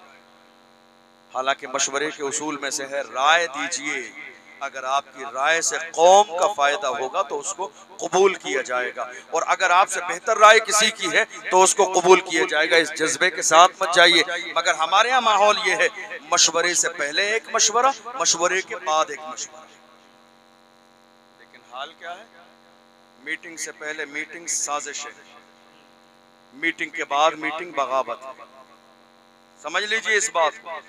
मीटिंग से पहले मीटिंग साजिश, मीटिंग के बाद मीटिंग बगावत। हमारे यहाँ यही हो रहा है आज। हम ये नहीं सोच रहे हैं इसका नुकसान क्या है। कितने लोग ऐसे हैं, मोबाइल स्टार्ट करके वीडियो चालू करके सामने वाली जेब में रखकर मीटिंग में आते हैं, मीटिंग को रिकॉर्ड करने के लिए। कितने लोग हमारे यहाँ दलाली इस लेवल पे कर रहे हैं, बाज़ाब्ता मोबाइल चलाकर लाइव प्रोग्राम चलाते, मीटिंग में बैठकर सामने वाली जेब में रखे, ये सोचते हैं नहीं साहब हमें एक कप चाय पिलाई जाएगी बड़ी इज्जत के साथ, हमारे कांधे पे हाथ रखा जाएगा, नहीं बहुत बढ़िया आदमी है। डॉक्टर राहत इंदौरी ने कहा था, लगेगी आग तो आएंगे घर कई इज्जत में, यहाँ पे सिर्फ हमारा मकान थोड़ी है। कौम की दलाली करने वालों याद रखो, वक्त तो गुजर ही जाएगा, परेशानी आई है ये तो टली जाएगी, लेकिन याद रखो तुम्हारे लिए जिल्लत यहाँ भी है वहाँ भी है, तुम्हारे लिए रुसवाई यहाँ भी है वहाँ भी है। कौम का सौदा करने वालों याद रखो, तुम क्या सोच रहे हो, तुम्हें लोग मोतबर समझ के कौम का इज्जत देते हैं। याद रखिएगा, इज्जत का दारो मदार किसी ओहदे और मनसब से नहीं है, इज्जत देने वाली अल्लाह की जात है, वो इज्जत देने पे आता है। दुनिया का कोई ओहदा ना हो, वो खुदा फिर भी इज्जत देता है। और बड़े बड़े सदर और सेक्रेटरी हमने देख लिए, जहाँ बड़े बड़े ओहदे होते हैं इज्जत वहाँ भी नहीं होती है। पूरी कौम गाली दे रही होती है, पूरी कौम हिकारत की नजर से देख रही होती है, कौम का कोई बंदा सलाम करना नहीं चाहता है, फिर भी जमे हुए हैं। ऐसा लगता है फेविकोल लगा दिया इनके मनसब पे, अब हटेंगे नहीं, कभी जुदा नहीं होंगे। यार खुदा के बंदो, तुम्हारी साथ से कौम का फायदा नहीं है तो इज्जत के साथ कुर्सी छोड़ दो, इज्जत के साथ ओहदा छोड़ दो, इज्जत के साथ मनसब छोड़ दो, उसको आने का मौका दो जिसकी साथ से कौम का फायदा। आज हमारे हाल ही यही है, जिसे धोखे से आपने कुर्सी ऑफर कर दी, अब जब तक उसका जनाजा नहीं निकलेगा ये मनसब वापस नहीं आएगा। जब तक उसका जनाजा नहीं निकलेगा ये मनसब इज्जतदार लोगों के हाथ में नहीं आएगा। हैरत की बात यह है, मैं बड़े अफसोस के साथ ये बात कहता हूँ, मैं फिर कह रहा हूँ आपके शहर के उलमा के लिए ये बात नहीं कह रहा हूँ, मुझे नहीं मालूम यहाँ के हालात क्या हैं, वरना आज हाल ये है हमारे उलमा की जबान भी बदल गई, कमेटियों की जबान बोल रहे हैं हमारी मस्जिदों के इमाम, और इतना जुल्म किया जा रहा है मस्जिदों के इमामों पर। जिसको आपने सदर बनाया वो इतने सीरियस हो गए गोया के सदर जमहूरिया मुल्क के सदर हो। नहीं साहब, ये नहीं बोलना है। आज हालत क्या है, हमारी मस्जिदों में नामूस रिसालत पर खिताब नहीं होता है, हमारी मस्जिदों में सलाहुद्दीन अय्यूबी पर खिताब नहीं होता है, हमारे यहाँ खादिम हुसैन रिजवी का नाम इतनी आसानी से जुमे में नहीं लिया जाता है, हमारे यहाँ बना कर दिया जाता नहीं हजरत ऐसा मत बोलना। हालत तो ये है, शराब के लिए तकरीर नहीं होगी क्योंकि शराब पीने वाला मस्जिद को चंदा देता है। हमारे यहाँ जुए पर तकरीर करने वाला पैसे देता है मस्जिद में, इसलिए तकरीर नहीं होगी। हमारे यहाँ सट्टा लगाने वाला मस्जिद और मदरसे की रसीद कटाता है, मौलाना साहब तकरीर मत करना, पैसे नहीं देगा। याद रखिएगा, हमारे यहाँ जिना करने वाला अगर मस्जिद को पैसे देता है, पाबंदी लगा दी जाए मस्जिद के इमाम पर, जिना के बारे में तकरीर मत करना। मैं कहता हूँ जब किसी मौजू पे तकरीर नहीं करना है तो ये फॉर्मेलिटी क्यों है, जुमे की तकरीर फाइनली बंद करा दीजिए। ये लोग आधा घंटे क्यों अपना टाइम जाया करें आने के बाद में। और मैं अपनी कौम के उलमा से भी कहता हूँ, ऐ गिरोहे उलमा, शराब पीने वाला पैसे न देगा तो मस्जिद का निजाम नहीं चलेगा। अरे मस्जिद अल्लाह का घर है, खुदा पूरी कायनात के हर घर का निजाम चलाता है, उसके घर का निजाम इन शराबियों पर टिका नहीं है, इन जुआरियों पर टिका नहीं है, इन सट्टे वालों पर टिका नहीं है, इन जिना करने वालों पर टिका नहीं है। कायनात के जानवर चरिंदों परिंद को वो रिज़्क़ देता है, वो इस बात पर भी कादिर है, वो अपने घर का भी निजाम चलाने वाला। नारे तकबीर, नारे रिसालत, जिसने हुजूर मुफ्ती आज़म हिंद। अल्लाह का कुरान कहता है, पढ़िए 12वां पारा, वमा मिन दाब्बतिन फिल अर्दि इल्ला अलल्लाहि रिज़्क़ुहा, जमीन में कोई जानवर भी ऐसा नहीं है मगर उसके रिज़्क़ की जिम्मेदारी परवरदिगार आलम पे है। जब वो परवरदिगार आलम जानवरों को रिज़्क़ देता है तो हम तो अशरफुल मखलूक़ात हैं कि हमें रिज़्क़ नहीं मिलेगा। बाज़ाब्ता मस्जिद के इमामों को धमकी दी जाती है, अगर आपने इधर उधर की मस्जिद से निकाल दिया जाएगा। अल्लाह अकबर। और इमाम साहब भी हैं, वही जबान बोल रहे हैं जो जबान सदर साहब की जबान है, जो सेक्रेटरी साहब की जबान है, जो खजानची साहब की जबान है।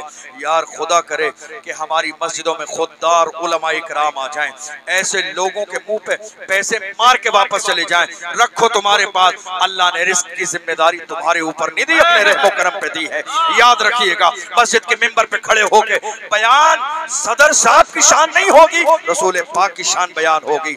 आज हमारी मस्जिदों के मिंबर का जो हक है वो अदा नहीं किया जा रहा है। कमेटी की तारीफें हैं, मस्जिद की कमेटी की तारीफें, मस्जिद की मदरसे की कमेटी की तारीफें, ये होने लगा आज मिंबर पर। जो बात होनी चाहिए वो नहीं हो रही है, जिस पर बयान होना चाहिए वो नहीं हो रहा है, जो हालात बयान किए जाने चाहिए वो हालात बयान नहीं किए जा रहे हैं। यही वजह है कि आज हमारी मस्जिदें 1:30 बजे खुतबा होता है, खाली पड़ी रहती है जुमे के दिन।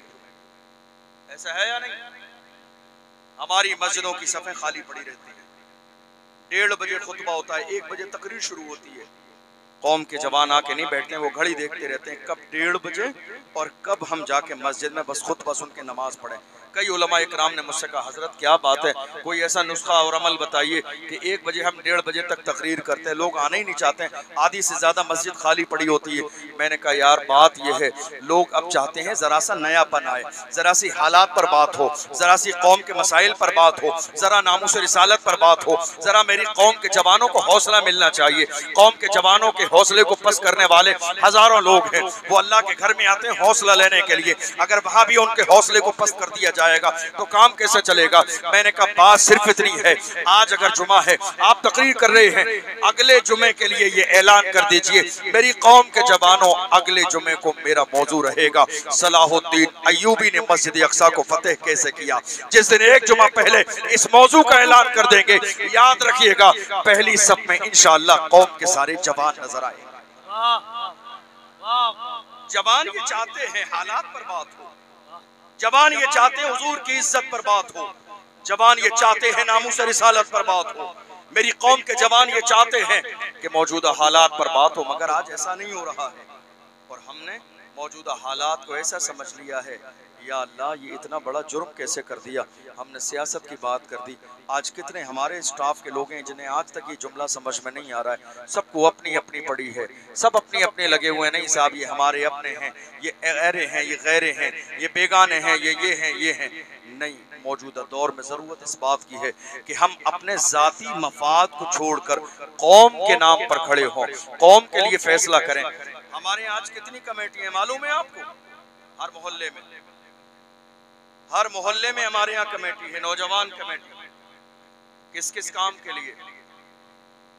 लंगर के लिए कमेटी है, चादर शरीफ के लिए कमेटी है, उर्स के लिए कमेटी है, कव्वाली के लिए कमेटी है, फातिहा खानी के लिए कमेटी है, गुलपोशी के लिए कमेटी है, अगरबत्ती शरीफ और मोमबत्ती शरीफ के लिए भी कमेटी है। मुझे बताइए पूरी कौम मुस्लिम के अंदर एक एजुकेशन कमेटी है आपके पास? नहीं, एजुकेशन कमेटी नहीं है आपके पास। लंगर कमेटियां 75 साल से चला रहे हैं आज़ादी के बाद से आप, और फिर कह रहे हैं कौम की तरक्की नहीं हो रही। कैसे तरक्की होगी? लंगर खाने से कौम की तरक्की हो जाएगी? लंगर खाने से कौम की तरक्की नहीं होगी। दुनिया की कोई कौम इज्जत की कुर्सी पर बगैर तालीम के नहीं बैठ सकती। दुनिया की कोई कौम बगैर तालीम के, बगैर एजुकेशन के इज्जत के मकाम नहीं पा सकती। याद रखिएगा, इतनी सारी कमेटियां हमारे यहाँ, लेकिन कोई भी ऐसी कमेटी नहीं है कि जिसके जरिए हमारी कौम के अंदर एक हॉस्पिटल बनाया जाए ताकि हमारी बेटियों का पर्दे के दायरे में इलाज हो सके। कोई भी एक ऐसा हॉस्पिटल हमारे यहाँ नहीं है, कोई भी एक ऐसा कॉलेज नहीं है। ये बात तो जाके हमें उस जमाने में समझ में आई जब पिछले साल हमारी एक बहन मुस्कान को कर्नाटका की सरजमीन पर पर्दे के नाम पर कॉलेज से बाहर बिठा दिया। तब जाके हमें इस बात का एहसास हुआ, ऐ काश के हमारा भी कॉलेज होता तो हमारी बेटियों को पर्दे के नाम पर कॉलेज से बाहर निकाल के न बिठा दिया जाता, बल्कि हमारी बेटियां भी पर्दे के साथ पढ़ती तो कनीज़े फातिमा बन के निकलती। मगर अल्लाह की इज्जत की कसम, मेरी कौम में कभी इस हवाले से सोचा नहीं। हम सिर्फ तारीफों में रह गए। दस्तार बंदी, गुलपोशी में लंगर में रह गए। मौजूदा दौर आपसे इस बात का तकाजा कर रहा है, बदलिए अपने अंदाज को, बदलिए अपनी सोच को, बदलिए अपनी फिक्र को और कोशिश कीजिएगा आज हमारी कौम के अंदर एक ऐसी नौजवान कमेटी तैयार हो जिसकी मंशा ये हो कि हमारी कौम को अगर कॉलेज की जरूरत हो तो मिशन कॉलेज हो, हमारी कौम को जरूरत अगर हॉस्पिटल हो तो मिशन हॉस्पिटल हो, अगर मिशन हमारी कौम के लिए गरीब बच्चियों की शादी हो तो वो मिशन होना चाहिए। अगर इस चीज की शुरुआत कर देंगे तो चंद सालें गुजरेंगी, इंशाअल्लाह इनकलाब आ जाए। नारे तकबीर, नारे रिसालत, नारे रिसालत, मसलके आला हजरत, मसलके आला हजरत, जश्न हुजूर मुफ्ती आज़म हिंद, जश्न हुजूर मुफ्ती आज़म हिंद अल्लामा अशरफ गिलानी अज़हरी साहिब क़िबला, नारे तकबीर। मैं अपने जवानों से कहना चाहता हूँ, मुझे एहसास है इस बात का कि आप हुजूर की इज्जत के लिए हमेशा खड़े होते हैं, मुझे एहसास है इस बात का आप हुजूर से मोहब्बत करते हैं, लेकिन मैं सिर्फ इतना कहना चाहता हूँ, मोहब्बत सिर्फ ज़बानी तौर पर नहीं अमली तौर पर करके बताइए हुजूर के आप आशिक हैं। मेरी कौम के जवानों में आपसे कहना चाहता हूँ, थोड़ा सा तर्ज बदल लीजिए, थोड़ा सा अंदाज बदल लीजिए। हुजूर के ज़बानी तौर पर तो गुलाम हैं। मैं आपसे पूछना चाहता हूँ, मैं आपसे कहूँगा लब्बैक का नारा लगाइए। आप बहुत जज्बाती हो के लब्बैक का नारा लगाएंगे, कभी आपने लफ्ज़ लब्बैक या रसूल अल्लाह पर गौर किया? लब्बैक या रसूल अल्लाह का मतलब है या रसूल अल्लाह हम हाजिर हैं। क्या मतलब है? या रसूल अल्लाह हम हाजिर हैं, आपके हुक्म पर हाजिर हैं। आप नारा तो लगा रहे हैं और खूब शौक और ज़ौक़ के साथ, लेकिन मैं आपसे पूछना चाहता हूँ आप हाजिर हैं कहाँ? लब्बैक या रसूल अल्लाह हम हाजिर हैं, आपसे पूछ रहा हूँ आप कहाँ हाजिर हैं? मस्जिद में तो हाजिर नहीं है, नमाज में तो हाजिर नहीं है, महफिल में तो हाजिर नहीं है, नामूस रिसालत की रैली में तो हाजिर नहीं है, हुजूर की इज्जत के लिए तो हाजिर नहीं है। याद रखिएगा, ज़बानी तौर पर नारों ने किसी दौर में कोई फायदा नहीं पहुंचा जब तक कि अमली तौर पर कौम मुस्लिम के जवान मैदान में ना आए। याद रखिएगा, हम रसूलुल्लाह की इज्जत की बात करते हैं, आप जो भी शरीयत के खिलाफ काम करते हैं, मुझे नहीं मालूम आप क्या करते हैं, लेकिन याद रखिएगा अगर आप शरीयत के खिलाफ काम करते हैं तो मैं आपसे ये पूछना चाहता हूँ, एक काम जिंदगी में कभी आपने हुजूर की मोहब्बत में छोड़ा? नहीं। आपकी जिंदगी में जितने शरीयत के खिलाफ काम है वो जारी है। आप अगर इंटरनेट का गलत इस्तेमाल करने के आदी हैं तो आदी हैं, आपने छोड़ा नहीं। गीबत करने की आपकी आदत है तो आदत है, आपने छोड़ी नहीं है। शराब पीने की आदत है तो आपने छोड़ी नहीं है। अगर माँ बाप की नाफरमानी करने की आदत है तो आपने छोड़ी नहीं है। याद रखिएगा, हुजूर की नामूस पर पहरा देने वाले ऐसे लोग नहीं होते हैं। मुझे याद आता है अल्लाह के महबूब की अंजुमन लगी हुई है, देखो आशिक कैसे होते हैं, दीवाने कैसे होते हैं। हुजूर की अंजुमन लगी हुई है, सहाबा बैठे हुए हैं, एक जानिसार हैं जिनके हाथ में सोने की अंगूठी है, पहन ली। मसला उस वक्त तक उन्हें मालूम न था, सोने की अंगूठी पहन ली। इस्लाम में मर्द के लिए सोना पहनना हराम है, सिर्फ चांदी की अंगूठी बंदा पहन सकता है, वो भी 1.5 माशे से कम की। अल्लाह के महबूब की नजर पड़ी, हुजूर ने सोने की अंगूठी निकाली, निकाल कर फेंक दी और उसके बाद महफिल खत्म हो गई। अल्लाह के महबूब हुजरे पाक में तशरीफ ले जाने वाले हैं, चले गए। सहाबा भी जाने लगे, जिनकी अंगूठी उतार कर अल्लाह के रसूल ने फेंकी थी वो भी जाने लगे। अल्लाह के रसूल सल्लल्लाहु अलैहि वसल्लम के सहाबा ने फरमाया, ओ साहब, तुम्हारी अंगूठी हुजूर ने उंगली से उठाकर फेंक दी है, तुम्हारे लिए इस्तेमाल करना जायज नहीं है, कम से कम उठा लो, घर ले जाओ, तुम्हारे घर की औरतों के काम आ जाएगी। जरा गौर कीजिएगा आशिक रसूल कैसे होते हैं। उस मर्द मुजाहिद ने कहा था, जिसे रसूलुल्लाह ने नापसंद किया है उसे उठाना तो बड़ी बात है, उसकी तरफ देखना भी मेरी मोहब्बत को गवारा नहीं। उसे उठाना तो बड़ी बात है, उसकी तरफ मेरी मोहब्बत को देखना गवारा नहीं है। क्यों? चूंकि रसूलुल्लाह को पसंद नहीं है, अल्लाह के महबूब को पसंद नहीं है। हुजूर ताजुश शरिया ने यही तो फरमाया, जिंदगी ये नहीं है किसी के लिए, जिंदगी है नबी की, नबी के लिए। ना समझ मरते हैं जिंदगी के लिए, जीना मरना है सब कुछ नबी के लिए।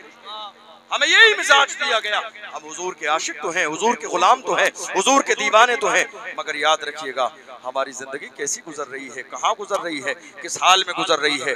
मुझे याद आता है आज जब मस्जिदों से आपको आवाज दी जाती है, घर की दीवार के बराबर मस्जिद है, आप पहुंच नहीं रहे, कह रहे हैं हुजूर के आशिक हैं। गौर कीजिएगा, हुजूर का एक ऐसा जानिसार है जिसे दुनिया हजरत हंजला के नाम से जानती और पहचानती है। कौन हंजला? कौन हंजला? कौन हंजला? जिनकी आज ही की रात शादी हुई है। पैगंबर ने ऐलान फरमाया दुश्मन आ गए हैं हमला करने के लिए। हजरत हंजला के कानों में आवाज आई, शादी की रात है, बीबी के पास है, फूलों की सेज पर है, मगर रसूलुल्लाह की कानों में आवाज आई है, बीबी को छोड़ दिया, उजरा छोड़ दिया, आराम छोड़ दिया, गए निकल के, दुश्मनान इस्लाम से मुकाबला किया, शहीद कर दिए गए। जब शाम के वक्त में शहीदों की लाशें जमा की गई, हंजला की लाश न मिली, तलाश की गई। थोड़ी देर बाद जब लाश नजर आई है, उनके जिस्म से बालों से पानी के कतरे टपक रहे थे। मुस्तफा जान रहमत को बताया गया, या रसूलल्लाह, शहीद को गुस्ल न दिया जाता है, इसी अंदाज में दफन किया जाता है, मगर हंजला के जिस्म से पानी के कतरे टपक रहे हैं। मुस्तफा ने इरशाद फरमाया, हंजला बीवी के पास से आया था, इसलिए अल्लाह के फरिश्तों ने जन्नत के पानी से गुस्ल दिया। और कीजिएगा, नामूस रिसालत के पहरेदार कैसे होते हैं? शादी की पहली रात, शादी की पहली रात है, मगर हुजूर की आवाज कानों में आई है तो रसूलुल्लाह के नाम पर, पैगंबर आजम सल्लल्लाहु अलैहि वसल्लम के नाम पर दौड़ गए हैं। इस बात की जर्रे के बराबर जो है फिक्र नहीं है कि आज मेरी शादी की रात है। मैं कहता हूँ जवानों, याद रखो, अगर तुम कहते हो हुजूर के सच्चे गुलाम हो, तो आज से ये अहद कर लो, ये अंदाजा कर लो, हमें अपना अंदाज बदलना है, रहन सहन बदलना है, बोल चाल बदलनी है, अपने रवैये बदलना है। जबानी तौर पर पूरी जिंदगी नारा लगाते रहो होगे लब्बैक या रसूल अल्लाह का, तुम्हारे नारे में वो रौब कभी पैदा नहीं हो सकता जब तक कि बाअमल न बन जाओ, जब तक कि हुजूर के सच्चे गुलाम न बन जाओ। आज मेरी कौम के जवान 18 साल 17 साल की जवानी में शराब के ठेकों पर बैठे हुए हैं। हैरत की बात यह है, शराब पी रहे हैं, नशा कर रहे हैं। आपको मालूम है दुनिया का नशा जिंदगी तबाह बर्बाद कर देता है। ये दुनिया का नशा है जिससे आने वाली नस्लें खराब हो जाती हैं। मैं कहता हूँ नशा करना ही है तो नशा करो, शौक से करो, लेकिन इतना थर्ड क्लास नशा नहीं, नशा अच्छा वाला नशा करो। कौन सा नशा? जो नशा बिलाल हबशी ने किया, जो सलमान फारसी ने किया, जो सुहैब रूमी ने किया, जो अम्मार बिन यासिर ने किया, मौजूदा दौर में जो अल्लामा खादिम हुसैन रज़वी और सलमान अज़हरी ने किया है, वो नशा करो। वो कौन सा नशा है? हुजूर की गुलामी का नशा है, हुजूर की मोहब्बत का नशा है, हुजूर की दीवानगी का नशा है। जब तुम ये नशा कर लोगे तो तुम भी पूरी दुनिया के सामने कहोगे सबसे औला वाला हमारा नबी, सबसे बाला वो बाला हमारा नबी, अपने मौला का प्यारा हमारा नबी, दोनों आलम का दूल्हा हमारा नबी, जिसके तलबों का धोवन है आबे हयात है वो जाने मसीहा हमारा नबी। अल्लाहु अकबर। सारे अच्छों में अच्छा समझिए जिसे है उस अच्छे से अच्छा हमारा नबी, सारे ऊंचों में ऊंचा समझिए जिसे है उस ऊंचे से ऊंचा हमारा नबी। गमज़दों को रज़ा मुज़द दीजिए के है बेकसों का सहारा हमारा नबी। नारे तकबीर, नारे रिसालत, जश्न हुजूर मुफ्ती आज़म हिंद, नारे तकबीर। अल्लाह के रसूल सल्लल्लाहु अलैहि वसल्लम से अगर आप मोहब्बत करते हैं तो मैं आपको एक छोटी सी बात बताऊं। आज दुनिया तैयारियों में है, कोशिश में है कि बाज़ाब्ता इस्लाम पर उंगली उठाई जाए, और ऐलान ये किया गया कि इस्लाम ने औरत को वो हुकूक अता नहीं किए, वो बराबरी का दर्जा नहीं दिया जो एक औरत का हक था। और आपको मालूम है अभी थोड़े से जमाने पहले हमारी कुछ बेटियों ने रोड पे निकल के ये नारा भी लगाया था, मेरा जिस्म मेरी मर्जी। सुना या नहीं सुना आपने? हालांकि हम अल्लाह के रसूल सल्लल्लाहु अलैहि वसल्लम की आमद से पहले देखते हैं अरब की सरजमीन पर इस औरत की कोई इज्जत, अहमियत और हैसियत न थी, पैर की जूती से ज्यादा इज्जत न थी। मगर अल्लाह के महबूब सल्लल्लाहु अलैहि वसल्लम जब इस दारे फानी में तशरीफ लाए हैं तो अंदाज देखिए अल्लाह के महबूब का। एक औरत की जिंदगी में 3 मरहले होते हैं। पैदा होने के बाद वो किसी की बेटी है, शादी हो जाए तो बीवी है, और जब अल्लाह उसे औलाद दे तो वो किसी के लिए माँ है। इस्लाम ने तीनों मरहलों में पैगंबर आज़म ने औरत को इज्जत अता फरमाई है। जो इस्लाम पर उंगली उठा रहे हैं औरत को बराबरी का दर्जा न दिया। आपको मालूम है थोड़े से जमाने पहले की बात है, जो आज औरत की बराबरी की बात कर रहे हैं, हमने तो यहाँ तक देखा एक बकरी जब किसी एक रूम में बंद थी तो भेड़िए ने और जो है शेर ने आके कहा था क्या बात है, तेरा भी हक है, तू हमारी तरह आज़ादी के साथ जिंदगी गुजारे। बकरी को लगा कि ये मेरा हमदर्द है, इसलिए खुश हो गई, उसे निकलवाया शेर ने और भेड़िए ने, और उसके बाद निकलते ही पहला हमला अगर उस बकरी पे किया था तो उसी शेर और भेड़िए ने किया था। आज जो हमारी बेटी और बीवियों के बराबरी दर्जे की बात कर रहे हैं, तुमने देखा नहीं जम्मू कश्मीर की सरजमीन पर 8 साल की हमारी बेटी आसिफा को दरिंदों ने नोच लिया, उसकी इज्जत को तार तार कर दिया। इस्लाम में बेटी की इज्जत की बात की जा रही है, इस्लाम ने बराबरी का दर्जा न दिया। अल्लाह के महबूब की जिंदगी देखो, मेरे नबी इरशाद फरमाते हैं मन कुन्ना लहू सलासु बनातिन फसबर अलैहिन्ना वसका मेरे नबी ने इरशाद फरमाया अल्लाह ने जिसे 3 बेटियां अता फरमाई है वो इज्जत के साथ पाले परवरिश करे, और परवरिश करने में जो तकलीफ आए उसे बर्दाश्त कर ले। मेरे नबी फरमाते हैं वो बाप जन्नती है। इतना बड़ा मकाम किसने दिया है? ये नारा जानते हो हुजूर ने किस जमाने में दिया? नारे हमेशा सक्सेस नहीं होते हैं, जिस जमाने में जिस नारे की जरूरत हो उस जमाने में वो नारा देना सबसे बड़ी कामयाबी की बात होती है। ये नारा उस जमाने में मेरे नबी ने दिया जब बेटियां जमीन में जिंदा दफन की जा रही थी। उस जमाने में मेरे नबी ने कहा जिसके 2 बेटियां हो उसके लिए भी बशारत है, जिसके 1 बेटी हो उसके लिए भी बशारत है। किसी ने कहा जिसकी बेटी ना हो, इरशाद फरमाया दूसरे की बेटी को अपनी बेटी समझ के मोहब्बत करे, अल्लाह उसे भी जन्नत अता फरमाएगा। जरा गौर तो कीजिए, औरत की इज्जत की बात आ रही है। दूसरा मरहला औरत की इज्जत, अल्लाहु अकबर, मेरे नबी फरमाते हैं बेटी है तो बाप के लिए रहमत है, बीवी है तो शौहर के लिए नेमत है। और कैसी नेमत? ईमान के मुकम्मल हो जाने का जरिया करार दिया गया। कैसे ईमान के मुकम्मल होने जाने का जरिया? बाज़ाब्ता कुरान में आयतें नाजिल फरमाई गई, वल्लाती तखाफूना नुशूज़हुन्ना फ़इज़ूहुन्ना वहजुरूहुन्ना फ़िल मदाजिअ वज़रिबूहुन्ना फ़इन अतानकुम फ़ला तबगू अलैहिन्ना सबीला। कुरान में कहा गया खबरदार खबरदार, नाफरमानी करे तो बातचीत बंद कर दो, ये पहली नसीहत है। बिस्तर अलग कर दो, ये दूसरी नसीहत है।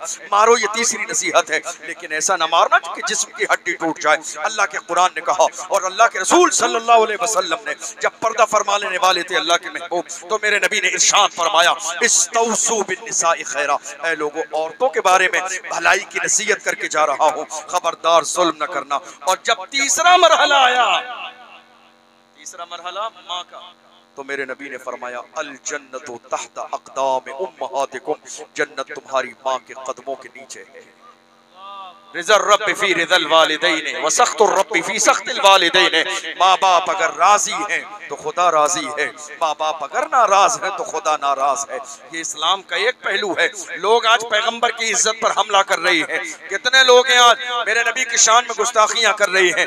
मैं कहता हूँ याद रखो, इस्लाम की शान में गुस्ताखी करने से या मेरे रसूल की शान में गुस्ताखी करने से हुजूर की इज्जत पे कोई फर्क नहीं आएगा। अल्लाह ने उन्हें कितना बड़ा बनाया है। हुस्न यूसुफ दमे ईसा यते पैजादारी, आंच खूबा हमा दारन तू तन्हादारी। आदम से लेके ईसा तक अल्लाह ने जितना कमाल, जितना जमाल, जितनी इज़्ज़तें, जितनी शानें, जितनी रिफानें आदम से लेके ईसा तक सबको अता फरमाई है, वो सारी अल्लाह ने एक मोहम्मद में जमा फरमा दी। शान क्या है उस महबूब की? अल्लाह के महबूब सल्लल्लाहु अलैहि वसल्लम ने इरशाद फरमाया जिब्रील अमीन तुमने आदम से लेकर ईसा तक तमाम अंबिया के दरबार देखे हैं, जरा ये तो बताओ हमारी तरह भी किसी को देखा है? जिब्रील अमीन ने कहा था क़ल्लब्तुल अर्द मशारिक़हा व मग़ारिबहा फलम अरा अहदन अफ़ज़ल मिन मुहम्मदिन। उन्होंने कहा या रसूल अल्लाह, मैंने पूरी रूए जमीन को मशरिक से लेकर मगरिब तक उलट पुलट के देखा है, मगर या रसूल अल्लाह आपकी तरह मेरी आंखों ने किसी को नहीं देखा। वक्त का इमाम कहता है यही बोले सिदरा वाले चमने जहां के थाले, सभी मैंने छान डाले तेरे पाए का न पाया, तुझे यक ने यक बनाया, तुझे यक ने यक बनाया। अल्लाह ने महबूब को कितनी शान अता फरमाई है। उसने यूसुफ पे कटी मिस्र में अंगुश्ते जना, सर कटाते हैं तेरे नाम पे मर्दान अरब। हुजूर की इज्जत अल्लाहु अकबर, अर्श पे ताजा छेड़छाड़, फर्श पे तुरफ धूम धाम, कान जिधर लगाइए तेरी ही दास्तान है। याद रखिएगा हुजूर की इज्जत है तो हमारी इज्जतें सलामत है। हम अपनी इज्जत का क्या करेंगे अगर मेरे आका की इज्जत न रहे, अगर हुजूर की इज्जत पे हर्फ आ जाए तो हमारी इज्जत का क्या होगा? अगर हुजूर की शान पर उंगली उठने लगे तो हमारी शानों की क्या हैसियत रहेगी? दुनिया को बताइए वो हमारा है, जो रसूल का है वो हमारा है, जो रसूल का नहीं वो हमारा नहीं। पूरी दुनिया से कहिए कि मोहम्मद से वफा तूने तो हम तेरे हैं, ये जहां चीज है क्या लौह कलम तेरे है। पूरी दुनिया को ये बताइए, ऐ मेरी कौम के जवानों, हुजूर की इज्जत की बात करते हो तो सिर्फ ज़बानी तौर पर हुजूर की इज्जत की बात ना करो, अमली तौर पर पहाड़ बन के खड़े हो जाओ। जैसे पहाड़ बन के बिलाली हबशी खड़े हो गए थे, मारा गया, सताया गया, घसीटा गया। कहा बिलाल ऐसा कौन सा नशा है जिसका असर जाता नहीं है? बिलाल हबशी ने कहा था तू हो कि तुरशरू मुझे गाली हजार दे, ये वो नशा नहीं जिसे तुरशी उतार। तुम मारो, तुम सताओ, तुम घसीटो, मगर ये नशा बिलाल हबशी ने हुजूर की मोहब्बत का पी लिया है। जान तो जा सकती है मगर हुजूर के इश्क का नशा न जाएगा। ऐ मेरी कौम के जवानों, याद रखो, इमाम अहले सुन्नत अपनी किताब में एक वाक़े को नकल फरमाते हैं। रूम की सरजमीन पर 3 कौम मुस्लिम के जवान ईसाइयों ने पकड़े थे, ले जाने के बाद अपने ईसाई बादशाह के सामने पेश किए। जानते हो इस्लाम की गैरत और हमीयत क्या होती है? 2 भाइयों से कहा इस्लाम छोड़ दो वरना जान जाएगी। उन्होंने अपने अंदाज में कहा था गुलामाने मोहम्मद जान देने से नहीं डरते, ये सर रह जाए या कट जाए कुछ परवाह नहीं करते। दोनों भाइयों को जैतून के खोलते हुए तेल में डाल के अल्लाह अकबर बाज़ाब्ता शहीद कर दिया। एक जवान को रोक लिया गया। थोड़े दिन में एक हुस्न और जमाल वाली लड़की इसके ईमान को मुतज़लज़ल कर देगी। अल्लाह अकबर, ले जाके एक जवान को बंद कर दिया गया। मैं अपने जवानों से कहता हूँ, शराब में डूब जाने वालों, अय्याशियों में जिंदगी गुजारने वालों, दुनिया के हुस्न से मुतासिर हो जाने वालों, याद रखो हुजूर की इज्जत कितनी अजीम है और हुजूर की नामूस में मरने मिटने वालों का जज्बा कैसे होता है। पहले दिन उस लड़की को रात के अंधेरे में तैयार करके भेजा गया, क्या ईमान खराब करना है। पूरी रात बैठी रही है मगर मुस्तफा के गुलाम ने एक नजर उठा के उसकी तरफ देखा नहीं। एक नजर। दूसरे दिन गई, तीसरे दिन गई, चौथे दिन, 10 दिन, 15 दिन, 20 दिन, मुसलसल 40 दिन का जमाना गुजर गया मगर 40 दिन के जमाने में उस आशिक रसूल ने देखा नहीं है जो आई थी इस्लाम से दूर कराने के लिए। आज वो खुद इस्लाम से मुतासर होकर कलमा पढ़ने के लिए तैयार बैठी है। मुसलमानों, हम जबान से पूरी दुनिया के अंदर मुअज़्ज़ज़ न थे, हमारा किरदार बताता था कि हम मोहम्मद अरबी के गुलाम हैं, हमारा तर्ज बताता था मोहम्मद अरबी के गुलाम हैं। 40 दिन का जमाना गुजर गया। उस लड़की ने कहा था ये बताओ ऐसा कौन सा हुस्न तेरी निगाहों के सामने है कि तूने 40 दिन के अंदर मेरे हुस्न को एक नजर देखा नहीं है। तो गोया कि उस जवान ने कहा था, उस जवान ने अपने अंदाज में कहा था, जुल्फ देखी है कि नजरों ने घटा देखी है, जुल्फ देखी है कि नजरों ने घटा देखी है, लुट गया जिसने मोहम्मद की अदा देखी। जिसकी नजर में यार के तलवे का जलवा हो, जिसकी नजर में यार के तलवे का जलवा हो, वो दुनिया का हुस्न क्या देखे, वो दुनिया के हुस्न से मुतासिर कैसे हो सकता है। जवानों, याद रखो, मौत की फिक्र अपने अंदर से निकाल दो, हुजूर के सच्चे गुलाम बन जाओ।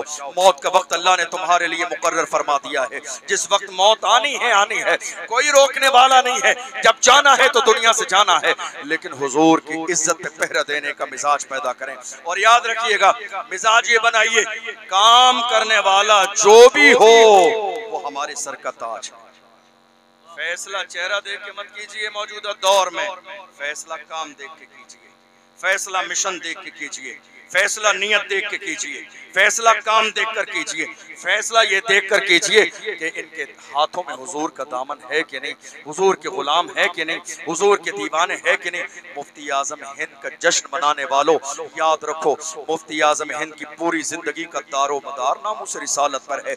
मुफ्ती आजम हिंद ने कलमा पढ़ने वालों को दबाया नहीं है। तुमने देखा नहीं, मुफ्ती आजम हिंद की पूरी जिंदगी के कारनामे बेबाकी पे दलालत करते हैं। मुफ्ती आजम हिंद को मुंबई की सरजमीन पर गालिबन एक जगह दावत में ले जाया गया। हाल ये था, मुफ्ती आजम हिंद को दस्तरखान पर बिठाया गया खाना खाने के लिए। किसी ने कान में आके कहा, हुजूर जिसके घर आपको ठहराया गया है इसका कारोबार सूद का है। अल्लाह अकबर। मुफ्ती आजम जलाल में आ गए, उठने लगे दस्तरखान से। फरमाया, आज मैं तेरे घर से जाता हूँ, तेरे घर खाना नहीं खाऊंगा।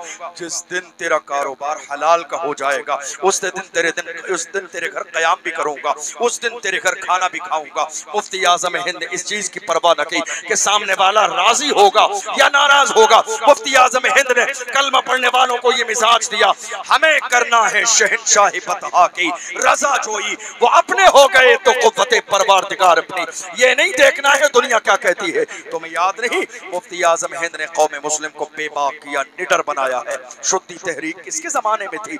मेरे मुफ्ती आजम हिंद के जमाने में। अल्लाह अकबर, कैसे मुफ्ती आजम जिनके सामने सुपर पावर ताकतें भी थी, मगर मुफ्ती आजम हिंद ने दुनिया इस्लाम के दुश्मनों की आंखों में आंखें डाल के कहा था, इस्लाम ने जिस चीज को नाजायज और हराम करार दिया है, किसी के चाहने न चाहने से जो इस्लाम में नाजायज है वो कौम मुस्लिम के लिए कभी हलाल नहीं हो सकती। बड़ी कोशिशें की गई मगर मुफ्ती आजम हिंद की जबान से निकलने वाले जुमले थे, दुनिया ने देखा मुफ्ती आजम हिंद की जबान से जो निकलता है अल्लाह अपनी रहमत से उसे पूरा फरमा देता।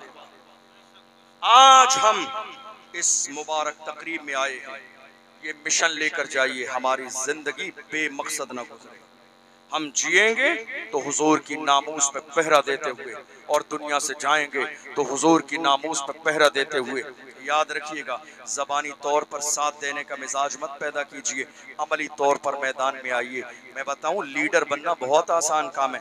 यूँ तो हमारे यहाँ हर शख्स अपने मिजाज के तौर पर दुनिया के सामने इंट्रोडक्शन कराता है, मैंने ये कर दिया, मैंने ये कर दिया, मैंने ये कर दिया, मैं लीडर हूँ, मैंने कौम के लिए ये कर दिया। लेकिन याद रखिएगा, जो हकीकत में लीडर होता है वो अपनी फजीलतें अपनी ज़बान से नहीं सुनाता है। बात समझ आ रही है? जो लीडर होता है वो अपनी जबान से अपनी फजीलत नहीं सुनाता है। फजीलत तो ये है जिसकी गवाही दुश्मन दे, जिसकी गवाही दुश्मन दे। याद रखिएगा, जरूरत इस बात की है मौजूदा दौर में कि हम सीरियस हो जाएं, अपनी जवानी के मकसद को समझें, अपनी जिंदगी के मकसद को समझें। और बात जब हुजूर की इज्जत किया जाए तो हरगिज हरगिज समझौते का मिजाज ना बने हमारा। मैं अपने बड़ों से भी जहाँ जाता हूँ हाथ जोड़ के कहता हूँ, जब हुजूर की इज्जत की बात आए और मेरी कौम के जवान तुम्हें अपना बड़ा और मसीहा और लीडर समझ के तुम्हारे पास पहुँचा करें तो मायूस करके और इन्हें खौफ दिला के हालात का रोना रो के वापस मत कर दिया करें। इनके कांधे पे हाथ रखा करें और कहा करें, मेरे बेटो जाओ, हुजूर के लिए इज्जत के लिए तुम खड़े होना चाहते हो, तुम बाद में आगे चलोगे, ये 70 साल का बूढ़ा पहले आगे चलेगा। जरूरत इस बात की है मेरी कौम के बुजुर्गों, 70 साल 80 साल की तुम्हारी उम्र हो गई है, थोड़े दिन के बाद तो तुम्हें इस दुनिया से चली जाना है। क्या ही अच्छा हो अगर जान हुजूर की इज्जत पे जाए, क्या ही अच्छा हो जान अगर हुजूर के नाम पर जाए। मुझे मरना तो है। सहाबा क्या कहते थे, या रसूल अल्लाह, ये सर मेरा आपके लिए है, ये दिल मेरा आपके लिए है, ये जान मेरी आपके लिए है, ये तन मेरा आपके लिए है, ये बदन मेरा आपके लिए है। और इसी की तर्जमानी बरेली के इमाम ताजदार अहले सुन्नत ने फरमाई। मेरा इमाम कहता है, या रसूल अल्लाह, जमीनो समा तुम्हारे लिए, मकीनो मकान तुम्हारे लिए, चुनीनो चुना तुम्हारे लिए, बने तो जहां तुम्हारे लिए, दहन में ज़बां तुम्हारे लिए, बदन में है जान तुम्हारे लिए, हम आए यहाँ तुम्हारे लिए, उठे भी वहां तुम्हारे लिए। जिना में चमन, चमन में समन, समन में भवन, भवन में दुल्हन, सजाए मेहन ऐसे मेहन, ये अमनो अमा तुम्हारे लिए। सवा वो चले के बाग भले, के फूल खिले, के दिन हो भले, लिबा के तले सना में खुले, रजा की ज़बान तुम्हारे लिए। डॉक्टर इकबाल ने मेरी कौम के उलमा से कहा, ऐ गिरोहे उलमा, ऐ गिरोहे उलमा, तुम्हारी भी कोई ना कोई जिम्मेदारी है। मैं अपनी आखिरी बातें कह के बात मुकम्मल करने लगा। डॉक्टर इकबाल ने उलमा से भी खिताब किया, कहा, ऐ उलमा, तुम्हारी जिम्मेदारी सिर्फ 2 रकात नमाज पढ़ाने का नाम इमामत नहीं है, 4 रकात नमाज पढ़ाने का नाम इमामत नहीं है। डॉक्टर इकबाल ने कहा, इमामत की हकीकत जानना चाहते हो तो सुनो, तूने पूछी है इमामत की हकीकत मुझसे, हक तुझे मेरी तरह साहिबे असरार करे, है वही तेरे जमाने का इमाम बरहक जो तुझे हाजिरो मौजूद से बेजार करे, दे के एहसास ज़िया तेरा लहू गरमा दे, फक्र की शान चढ़ा के तुझे तलवार करे, फितने मिल्लत बैजा है इमामत उसकी जो मुसलमान को सलाती का परस्तार करे। डॉक्टर इकबाल कहते हैं, उसकी इमामत तो फितना है, उसकी इमामत तो फितना है जो कौम मुस्लिम को गैरों का गुलाम बना दे, उसकी इमामत तो फितना है, इमामत नहीं है। इमामत इसी चीज का नाम है कि कौम को माजी भी बताए, हाल भी बताए, मुस्तकबिल भी बताए, कौम को पास्ट भी बताए, फ्यूचर भी बताए, ताकि कौम को इस बात का अंदाजा हो जाए हमें जिंदा ताबिंदा कैसे रहना है। याद रखिएगा, हम जिस दौर से गुजर रहे हैं, ये दौर दुनिया ये चाहती है कलमा पढ़ने वाले खामोश हो जाएं, इनकी जबानें बंद हो जाएं। मगर याद रखिएगा, एक आखिरी जुमला आपके सामने पेश करूं। बगदाद मोहल्ला की सरजमीन पर एक इलाका है जिसे काज़िमैन के नाम से जाना जाता है। अल्हम्दुलिल्लाह इस नाचीज को कई साल से ज़ियारत हो रही है। अभी भी 15 दिन के बाद बगदाद शरीफ का मुबारक सफर है। अल्हम्दुलिल्लाह वहाँ काज़िमैन के इलाके में एक बारगाह है, हजरत इमाम मूसा काज़िम रज़ी अल्लाह तआला अन्हु की बहुत बड़ी बारगाह है। इमाम मूसा काज़िम का हाल ये था, खलीफा वक्त ने अब्बासी खुलफा के दौर में जब अहले बैत से दुश्मनी की गई तो अब्बासी खलीफा ने हजरत इमाम मूसा काज़िम को अपने दरबार में बुलाया। देखो कलमा पढ़ने वालों, तुम्हारे तेवर क्या थे, तुमने किसी दौर में किसी की चापलूसी नहीं की, तुमने किसी की दौर में हाँ न मिलाई, तुम किसी की हाँ में हाँ मिलाने वाले न थे। तुम्हारी जिंदगी में सबसे बड़ा मसला हुजूर की इज्जत का था, खुददारी का मसला सबसे बड़ा तुम्हारी जिंदगी में था। जब हजरत इमाम मूसा काज़िम को दरबार में बुलाया, खलीफा वक्त ने कहा देखो, बहुत सारी भीड़ के सामने कहा देखो आए हैं, आजिज़ी नाम की कोई चीज नहीं है, आलीशान जूते पहन कर आए हैं। ऐसे आलम में हजरत इमाम मूसा काज़िम ने जलाल में आके भरे मजमे में फरमाया, कहो जालिम, हम आलीशान जूते इसलिए पहनते हैं ताकि तुम जैसों की नजर हमारे जूतों पे रहे, तुम जैसों की नजर हमारे जूतों पे रहे, तुम जैसों की नजर हमारे जूतों पे रहे। तुम इस काबिल नहीं हो कि हम जैसों की पेशानी देखो। ये तेवर थे कलमा पढ़ने वालों के, ये तेवर थे मोहम्मद अरबी के गुलामों के, ये तेवर थे हुजूर के आशिकों के। और जब तक कलमा पढ़ने वाले इस तेवर के साथ दुनिया में जिंदा ताबिंदा थे, दुनिया ने देख लिया था टल न सकते थे अगर जंग में अड़ जाते थे। दुनिया इस बात को पहचान गई थी, बातिल से दबने वाले आसमां नहीं हम, 100 बार कर चुका है तो इम्तिहान हमारा, आबरू दे गंगा वो दिन है याद तुझको, उतरा तेरे किनारे चपका रवा हमारा, मगरिब की वादियों से गूंजी अज़ा हमारी, रुकता न था किसी से सैले रवा हमारा। ऐ मेरी कौम के गैरतमंद जवानों, अपने सीने में इस्लामी गैरत और हमीयत पैदा करो, हुजूर के लिए जिंदा और ताबिंदा हो जाओ। जिस दिन तुम हुजूर के लिए खड़े हो जाओगे, कमजोर भी होगे तो अल्लाह तुम्हें ताकतवर बना देगा। हुजूर की इज्जत और हुजूर की नामूस की वजह से कहने को बहुत कुछ है, कोशिश कीजिएगा हम हुजूर के गुलाम सिर्फ ज़बान से न बने, अमली तौर पर प्रैक्टिकल हम हुजूर के गुलाम बने। और ये दुआ करते रहा करें, हम जब तक जिंदा रहें हुजूर के गुलाम बन के जिंदा रहें, और जब दुनिया से जाएं तो हुजूर के गुलाम बन के दुनिया से जाएं। और मैं हर जगह एक बात समझाता हूँ लोगों को, याद रखा करें, अल्लाह ने आपको गुलामी के लिए नहीं, क़यादत के लिए पैदा किया है। क़यादत के लिए कायद बनो, दरी और फर्श बिछाने का काम बंद कर दो, पोस्टर और फ्लैक्स लगाने का काम बंद कर दो, दूसरों के लिए स्टेज लगाकर नीचे बैठकर ताली बजाने का काम बंद कर दो। आला हजरत के पीर खाने मारहरा मुतहरा से हमारे लिए पैगाम आया, किसी की जय बिजय हम क्यों पुकारें, क्या गरज हमको, हमें काफी है सैयद अपना नारा या रसूल अल्लाह।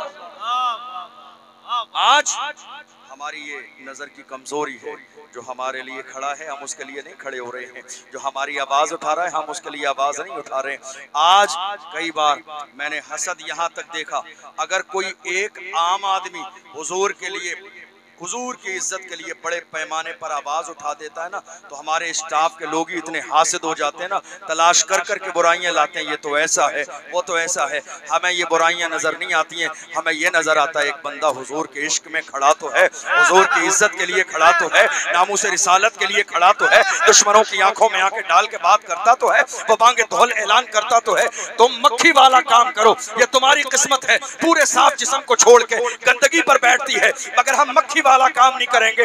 हुजूर की इज्जत के लिए जो खड़ा है उसके तलवों से लगने वाली खाक को हम अपनी पेशानी पे लगाएंगे और जिंदगी की मेराज समझेंगे, इसलिए कि जो हुजूर का है वो हमारा है, जो हुजूर का नहीं वो हमारा नहीं। हुजूर की इज्जत के लिए जो खड़ा होता है अल्लाह कितनी इज्जत देता है। एक जमाना था जब बिलाल को घसीटा गया, एक बार वो भी आया, मेरे नबी ने काबे की छत पे चढ़ा दिया। नारे तकबीर, नारे रिसालत, नारे रिसालत, जश्न मुफ्ती आज़म हिंद, जश्न मुफ्ती आज़म हिंद, नारे तकबीर।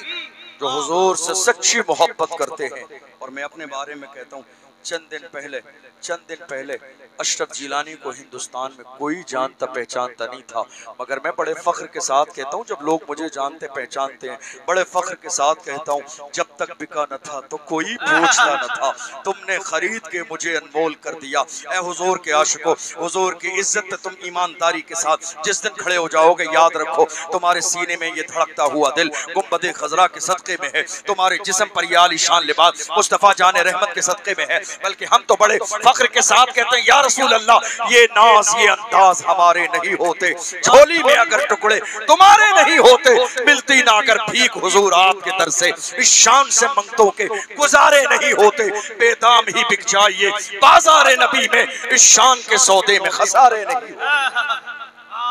हुजूर की इज्जत के लिए हमेशा हमेशा हुजूर के लिए मरने और मिटने का मिजाज पैदा करें, और जो लोग हुजूर की शान में गुस्ताखी करने का मिजाज रखते हैं उनको बहुत अच्छे से समझाइए। कोई अगर आसमान के चांद की तरफ मुंह करके थूकता है तो वो थूक वापस उसके चेहरे पे और उसके गिरेबान पे आता है, और इस आसमान के चांद की क्या औकात है, ये तो खुद मुस्तफ़ा के तलवों के जलवे से चमकता है। अल्लाह अकबर, जिसको अल्लाह ने इतनी अजमतों वाला बनाया हो। मेरा इमाम कहता है, मैं तो मालिक ही कहूँगा कि हो मालिक के हबीब, यानी महबूब व मुहिब में नहीं मेरा तेरा। वक्त का इमाम कहता है, तेरा कद तो ना तेरे दहर है, कोई मिसल हो तो मिसाल दे। कोई मिसाल ही नहीं है मुस्तफा जाने रहमत की, मिसाल दे तो कैसे मिसाल दें। अल्लाह अकबर। खादिम हुसैन रज़वी को जब घसीटा गया, वो रो नहीं रहे थे, मुस्कुरा रहे थे। लोगों ने पूछा क्या बात है, लोगों को घसीटा जाता है लोग रोते हैं, आपको घसीटा जा रहा है आप रो नहीं रहे, मुस्कुरा रहे हैं। फरमाते हैं ये तो अपनी अपनी किस्मत है, तुम जिसकी मोहब्बत में घसीट रहे हो वो नहीं देख रहे हैं। अल्हम्दुलिल्लाह, मुझे जिस रसूल की मोहब्बत में घसीटा जाता है, मेरा ईमान है गुंबद खजरा से मेरा नबी देख रहा है। वक्त का इमाम कहता है, पुल से उतारो राह गुजर को खबर न हो, जिब्रील पर बिछाएं तो पर को खबर न हो, कांटा मेरे जिगर से गमे रोजगार का यूं खींच लीजिए कि जिगर को खबर न हो। फरियाद उम्मती जो करे हाल जार में, मुमकिन नहीं कि खैर बशर को खबर न हो। हम जहां भी रहते हैं रसूलुल्लाह को पुकारते हैं, मेरा ईमान है गुंबद खजरा से मेरे नबी करम फरमाते हैं, और इसी करम के सहारे अल्हम्दुलिल्लाह हम और आप जिंदा ताबिंदा हैं, और जब तक जिंदा रहेंगे हुजूर की इज्जत की बात भी करेंगे, नामूस रिसालत के लिए खड़े रहेंगे, और पूरी दुनिया के सामने ये कहते रहेंगे कि मोहम्मद से वफा तूने तो हम तेरे हैं। ये जहां चीज है क्या, लौह कलम तेरे हैं, कुव्वत इश्क से हर पस्त को बाला कर दे, दहर में इसमें मोहम्मद से उजाला कर दे। मोहम्मद की मोहब्बत दीन हक की शर्त अव्वल है, इसी में हो अगर खामी तो सब कुछ नामुकम्मल है। अल्लाह की बारगाह में दुआ है, परवरदिगार आलम हमने जो सुना है इसे समझने और अमल करने की तौफीक अता फरमाए। सहबन कोई खता और लफ्ज़ हुई हो, अल्लाह की बारगाह में तौबा करता हूँ, अपने महबूब के सदक़े में माफ़ फरमाए। और याद रखिएगा, इस साल ईद मिलादुन नबी सल्लल्लाहु अलैहि वसल्लम गुजर चुका है। आने वाले ईद मिलादुन नबी के मुबारक मौके पर आपके इसी शहर में नौजवानों ने एक ऐसा मिजाज और एक ऐसी प्लानिंग तैयार की है। 1500 साल होने जा रहे हैं, इसी मुनासिबत से जुलूस मोहम्मदी और डेकोरेशन हर इलाके में हुजूर के नाम पर किया जाएगा।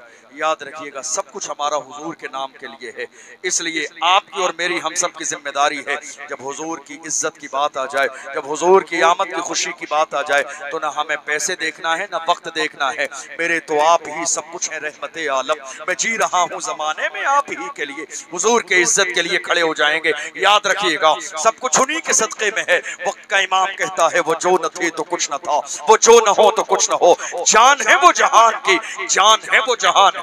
ईद मिलाद पे बड़े फख्र के साथ हुजूर के गुलाम कहते हैं, निसार तेरी चहल पहल पर हजारों ईद रबीउल अव्वल, सिवाय इब्लीस के जहां में सभी तो खुशियां मना रहे हैं। और हमारे जब ईद मिलादुन नबी पे इतने मौके के शानदार जब जश्न हुजूर के दुश्मन देखते हैं तो हमसे पूछते हैं, इतना जमाना गुजर गया जश्न मनाते मनाते, कब तक करोगे, अब कब तक?